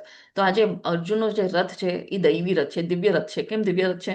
કારણ કે એમને અગ્નિદેવે એ રથ આપ્યો હતો. અને કેવો રથ છે? એ કોઈ પણ ડિરેક્શનમાં જઈ શકે છે, કોઈ પણ લેફ્ટ, રાઈટ, સેન્ટર, ઉપર, નીચે, પાતાળ લોકથી સ્વર્ગલોક, બધી જગ્યાએ એ આખા ત્રિલોકમાં ક્યાંય પણ રથ જઈ શકે છે. એટલું દિવ્ય રથ છે. તો એ અગ્નિદેવે આપ્યો છે. તો દૈવી રથ આ બીજો ચિહ્ન છે યુદ્ધ જીતવાનું. ત્રીજો છે કપિધ્વજ. કપિધ્વજ, અહીંયા તમને આ ધ્વજ દેખાય છે. કપિધ્વજ એટલે શું? કોઈક આન્સર આપી શકે છે? ચેટ બોક્સમાં લખી શકો છો યા અનમ્યુટ કરીને બોલી શકો છો. હરે કૃષ્ણ. કપિધ્વજ એટલે શું? ચેટ બોક્સમાં હરે લખી. કૃષ્ણ. હરે હરે કૃષ્ણ. કૃષ્ણ માતાજી. હરે. કપિધ્વજ એટલે કે એમના અર્જુનજીના રથ પર જે ધ્વજા હતી ને, એના પર હનુમાનજી નું ચિહ્ન અંકિત હતું. સ્વયં હનુમાનજી મહારાજ બિરાજમાન હતા. હરી બોલ. યસ. કપી એટલે જે હનુમાનજી છે. કપી એટલે આપણે કે ને મંકી, અને કપી તો વાનર. તો વાનર કોણ હતું? વાનર સેના કોની હતી? રામ ભગવાનની હતી. રામ ભગવાન વાનરના કોણ એમના દાસ છે? હનુમાનજી. એ ભગવાન રામના દાસ છે. અને ભગવાન રામ કોણ છે? ત્રેતાયુગમાં એ ભગવાન રામ હતા. એ દ્વાપરમાં કોણ આવે છે? એ કૃષ્ણ ભગવાન. કૃષ્ણ ભગવાન અને રામ ભગવાનમાં કોઈ અંતર નથી. રામ ભગવાન એ મર્યાદા પુરુષોત્તમ છે અને કૃષ્ણ ભગવાન છે એ સ્વયં ભગવાન છે. તો જ્યાં પણ ભગવાન કૃષ્ણ હશે, જ્યાં પણ ભગવાન રામ હશે, ત્યાં એમના જે દાસ છે એ હનુમાનજી હોવાના જ છે. તો એ અર્જુનનો ધ્વજનો જે ચિહ્ન છે એ કપિધ્વજ છે. તો એ પણ એક જીતવાનું એક ચિહ્ન છે. કારણ કે રામાયણમાં પણ ભગવાન રામને લંકાને કેવી રીતે જીતી શક્યા હતા? હનુમાનના દ્વારા. હનુમાન હતા એટલે એ જીતી શક્યા હતા. પછી શંખનાદ આપણે હમણાં સાંભળ્યું કે આ લોકો શંખનાદ કરે છે તો સામેવાળાનું હૃદય બેસી જાય છે.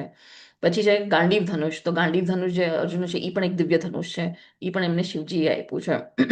પછી ત્યક્ત જીવિતા. આપણે જોયું તો એ વર્ડ ત્યક્ત જીવિતા એટલે શું? જ્યારે દુર્યોધન કહે છે કે મારી માટે મારી સેના પ્રાણ દેવા તૈયાર છે, મારા માટે મરવા માટે તૈયાર છે. એ આવું કોણ બોલે? એ શબ્દથી જ ખબર પડી જાય કે સામેવાળાને કોન્ફિડન્સ નથી કે એની આર્મી જીતી જશે, એની સેના જીતી જશે, કે સામેવાળાનું વધ કરશે. પછી જે દિવસે મહાભારતનું જે યુદ્ધ છે એ આરંભ થયું, એ કયો દિવસ હતો? એ મોક્ષદા એકાદશી. તો મોક્ષદા એકાદશીના દિવસે ભગવદ્ ગીતા બોલાણી હતી. એટલે આપણે જ્યારે મોક્ષદા એકાદશી આવે છે, જ્યારે પણ મોક્ષદા એકાદશી આવે છે ત્યારે આપણું ગીતા મેરેથોન હોય છે. એ દિવસે તમે ગીતા વાંચો, ગીતા વેચો, ગીતા કોઈને ગિફ્ટ આપો, ગીતા તમે લ્યો. એ બહુ શુભ કહેવાય છે. ગીતા ડોનેટ કરો. અને ભાગ્યલક્ષ્મી. તો ભાગ્યલક્ષ્મી કેમ? જ્યાં પણ શ્રી કૃષ્ણ હોય છે, જ્યાં પણ નારાયણ હોય છે, તો ત્યાં એમની પત્ની જે છે ભાગ્યલક્ષ્મી, લક્ષ્મી હોય જ છે. તો લક્ષ્મી શું છે? એ ભાગ્ય જ લઈ આવે છે. તો જ્યાં પણ કૃષ્ણ ભગવાન છે ત્યાં ભાગ્યલક્ષ્મી હોવાની જ છે. એ ઓસ્પિશિયસનેસ હોવાનું છે. ત્યાં કોઈ હાર નથી, ત્યાં હંમેશા જીત જ હોવાની છે. અને ઋષિકેશ. ઋષિકેશ એટલે કોણ? ઋષિકેશ એટલે શું? કોઈ આન્સર આપશે? હરિ બોલ. હરે કૃષ્ણ. યસ, ચેટ બોક્સમાં હનુમાનજી આપ્યું છે. યસ, ચારુ માતાજી, ભાવેશ પ્રભુ, હરે બોલ, હરે બોલ. યસ, કૃષ્ણ. પૂર્વથી માતાજી. હા, કૃષ્ણ ભગવાન છે ઋષિકેશ, પણ કેમ એને ઋષિકેશ કેમ કહે છે કૃષ્ણ ભગવાન? યસ, ઉર્વી માતાજી, હરે કૃષ્ણ. ઇન્દ્ર ભગવાન, ઇન્દ્રના કંટ્રોલર. ઇન્દ્રના કંટ્રોલર એટલે કયા ઇન્દ્ર? ભગવાન ઇન્દ્ર કે કઈ ઇન્દ્ર? ઓકે ભગવાન. ઓકે, ચલો, ઓકે. ઇન્દ્રિયોના સ્વામી માતાજી. હા, ઇન્દ્રિયોના સ્વામી, હરિ બોલ. યસ, તો ઇન્દ્રિયો એટલે આપણી જે સેન્સીસ છે, ઇન્દ્રિયો આપણા જે આ બધા મન બધું કાબુ જ કેમ, એના જે આપણા સેન્સીસ છે એના કંટ્રોલર એને ઋષિકેશ કહેવાય છે. ઋષિકેશ એટલે કૃષ્ણ જે છે એ બધાના સ્વામી છે, બધાના કંટ્રોલર છે, આખા ક્રિએશનના, આખા બ્રહ્માંડના કંટ્રોલર છે. આખું જે આપણું બ્રહ્માંડ છે એ કોણાથી આવે છે? એ ભગવાનથી આવે છે. અને બધું કંટ્રોલ કોણ કરે છે? એ ભગવાન કરે છે. આપણા મન, બુદ્ધિ, અહંકાર બધું ભગવાન કંટ્રોલ કરી શકે છે અને કંટ્રોલ કરે છે. એટલે એમને ઋષિકેશ કહેવાય છે. તો જ્યાં ઋષિકેશ એટલે કૃષ્ણ ભગવાન સ્વયં છે આ લોકોના સાઈડમાં, તો ભગવાન થોડી હારવાના છે, ભગવાન તો જીતવાના જ છે. તો એટલે આ બધા યુદ્ધના ચિહ્ન છે જેનાથી આ લોકો યુદ્ધ જીતી જાય છે પાંડવ. હજી એક છે ટાઈમ મિસ થઈ ગયું નહીં ને? હા, ઓકે. હવે આપણે જોઈએ કે અર્જુનને શું થાય છે જ્યારે અર્જુન આ વચ્ચે વચ્ચ રથ લઈ આવે છે. ભગવાનને કહે છે કે વચ્ચે વચ્ચ રથ લઈ આવો, મારે જરાક નિરીક્ષણ કરવું છે કે આ લોકો કેટલી તૈયારીમાં આવ્યા છે, કૌરવ કેટલી તૈયારીમાં આવ્યા છે, કેટલા લોકો ઉત્સુક છે યુદ્ધ કરવા માટે. એને જોવું હતું અર્જુનને, એટલે એ કહે છે ભગવાન કે તમે વચ્ચોવચ્ચ રથ લઈ આવો કુરુક્ષેત્રના યુદ્ધ ભૂમિના વચ્ચે વચ્ચ. અને જ્યારે લઈ આવે છે અને જ્યારે આ બધું જોવે છે કે કેટલા એના બધા જે સાથીઓ છે, સગા સંબંધીઓ છે, કેટલા આતુર છે યુદ્ધ કરવા માટે, તો ત્યારે શું દશા છે અર્જુનની એ આપણે હમણાં હવે જોઈએ. તો અહીંયા કહે છે એના બધા જે શરીરમાં શું થાય છે, તો અર્જુનના શરીરમાં જુદા જુદા લક્ષણો તેના નમ્રતા અને દયાળુ સ્વભાવના કારણે થાય છે.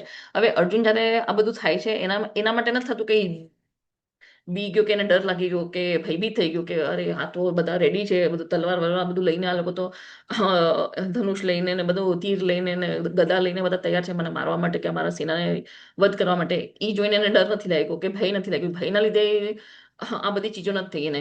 એને કેમ? કારણ કે એને દયા હતી, એને કરુણા હતી કે મારા ભીષ્મ પિતામહ છે, મારા ગુરુદેવ છે, મારા દ્રોણાચાર્ય છે, બધા મારા કાકાઓ, દીકરા, ભાઈઓ છે, બધા ભાઈઓ જ છે, ભાઈ બંધુઓ છે, બધા મિત્ર જ છે, નાનેથી બધા મોટા થયા છે, તો હું એમને કેવી રીતે વધ કરી શકીશ? તો એ એને કરુણા આવે છે અને એનો એકદમ કોમલ સ્વભાવ છે. એટલે અને અર્જુન તો નંબર 1 શ્રેષ્ઠ ધનુર્ધર છે, તો એને તો કોઈનાથી બીવાની જરૂરત નહોતી. પણ તોય એને એ નમ્ર સ્વભાવના કારણે એનું આ બધું રિએક્શન થાય છે. તો શું રિએક્શન થાય? એનો અંગમાં કંપન થાય છે બધું તૈયારી જોઈને સામેવાળાને કે કેટલા લોકો આતુર છે યુદ્ધ માટે. પછી એ કહે છે મારું મોઢું સુખાય છે, મારી આખા શરીરમાં ધ્રુજ પણ ઉત્પન્ન થાય છે, ધ્રુજે છે, રૂવાટા ઊભા થાય છે અને બધું જોઈને. હાથનો ગાંડીવ જે છે એનું જે ગાંડીવ ધનુષ છે એ સરકી રહ્યું છે, ત્વચામાં બળતરા થાય છે અને પગ ઊભા રહેવા માટે સમર્થ નથી કે ઊભો જ નથી રહી શકતો. અને પછી મન એનું ચંચળ થઈ જાય છે, એકદમ વિવરિંગ થઈ જાય છે, કન્ફ્યુઝ થઈ જાય છે કે આ યુદ્ધ જીતીને શું મતલબ છે, બધા મારા સગા સંબંધીનો કેવી રીતે વધ કરી શકીશ. તો એ બધું વિચારીને જ એને આ બધી પ્રક્રિયા થાય છે. તો 5 કારણો શું હતા એને યુદ્ધ નહોતા કરવા? તો એને એક તો કરુણા આવી ગઈ કે હું મારા સગા સંબંધીને કેવી રીતે વધ કરી શકીશ. એ 28મા શ્લોકમાં છે. કોઈ આનંદ નથી. હવે આ 31 શ્લોકમાં કવર થાય છે કે આનંદ કેમ નથી? કે આજે હું મારા સગા સંબંધને જ મારી નાખીશ તો પછી મારે જીવવાનો મતલબ જ નથી.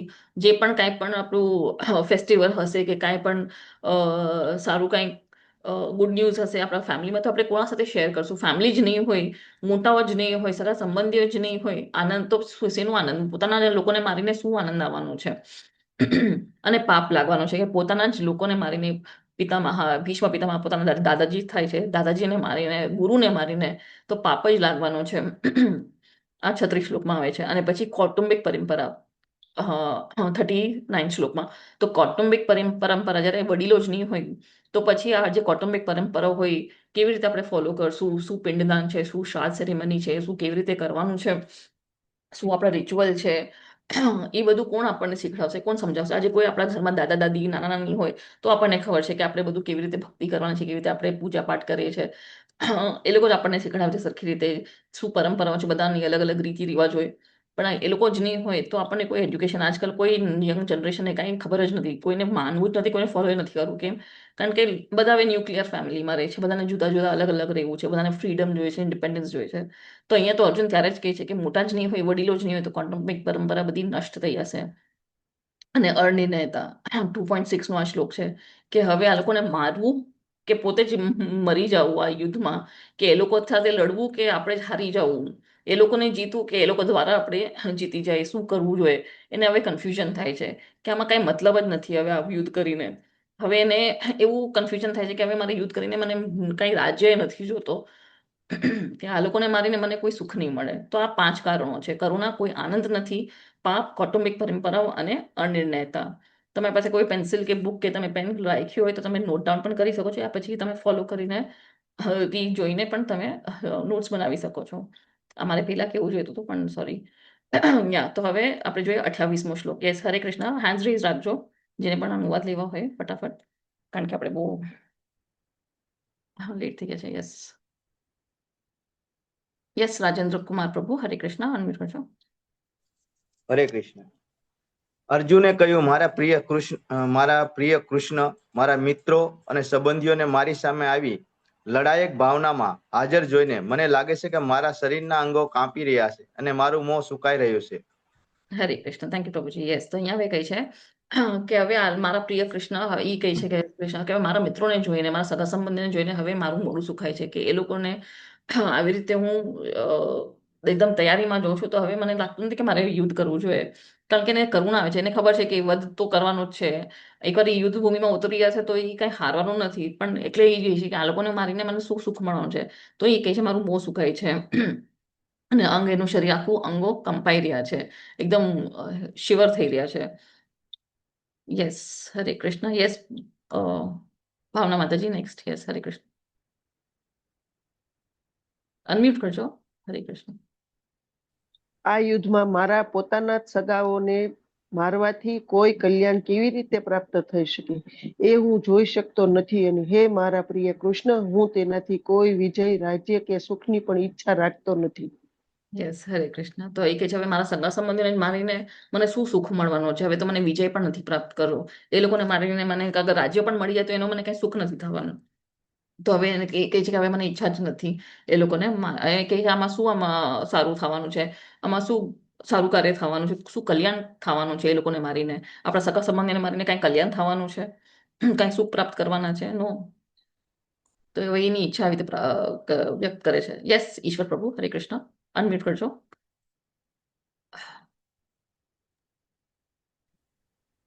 જો આપણે આવા આક્રમણકારોને મારી નાખીએ તો પાપ આપણા પર કાબુ મેળવશે. તેથી ધૃતરાષ્ટ્રના પુત્રો અને અમારા મિત્રોને મારવા આપણા માટે યોગ્ય નથી. આપણે શું મેળવવું જોઈએ? હે કૃષ્ણ, ભાગ્યની દેવીના પતિ અને આપણે આપણા પોતાના સગાઓને મારીને કેવી રીતે ખુશ થઈ શકીએ?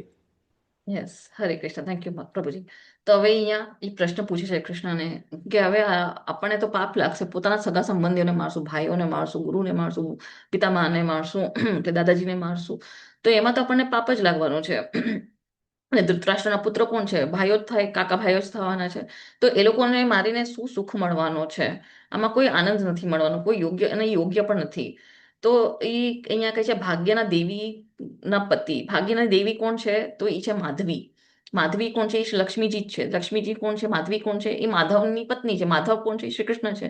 તો અહીંયા તમે જયારે જોશો કે એક આવા અલગ અલગ કૃષ્ણના નામ લે છે અર્જુન, તો એ સિચ્યુએશન વાઇઝ લે છે. અહીંયા એ માધવ કેમ કે છે કે માધવ તમે તો માધવીના પતિ છો, ભાગ્યલક્ષ્મીના પતિ છો, તો તમે કેમ અહીંયા મને આવું અભાગ્ય વાળું કાર્ય કરવાનું કહો છો કે યુદ્ધ કર? એ તો સૌ અભાગ્ય વાળું કામ છે કે હું બધાને મારીશ, તો એ અભાગ્યનું જ કામ છે. ને તમે ભાગ્યના પતિ છો ને તમે આવું બધું મને કામ કરવાનું કહો છો.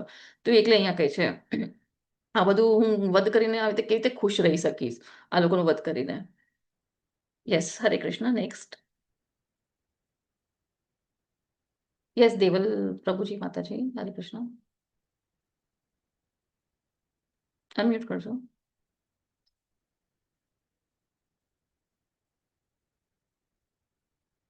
હરે કૃષ્ણ. ઓકે, ધીમા માતાજી, હરે કૃષ્ણ. હરે કૃષ્ણ. રાજવંશના વિનાશ સાથે શાશ્વત કુટુંબ પરંપરાનો નાશ થાય છે અને આ રીતે બાકીનું કુટુંબ આધ્યાત્મિક પ્રાર્થનામાં સામેલ થઈ જાય છે. Yes, Hare Krishna, thank you માતાજી. તો અહીંયા કહે છે કે જે રાજવંશી હોય એ લોકોની કોઈ કૌટુંબિક પરંપરા હોય તો જે વડીલો જ નહીં હોય તો કૌટુંબિક પરંપરા બધી નષ્ટ થઈ જશે. જે આવનારી પ્રજા હશે એ લોકોને કાંઈ ખબર જ નહીં હોય જનરેશન કે શું કરવાનું છે શું નથી કરવાનું. તો એ બધી જે આવેલી જે વિધિ બધી હતી એ બધી નષ્ટ થઈ જાય છે અને પછી બધું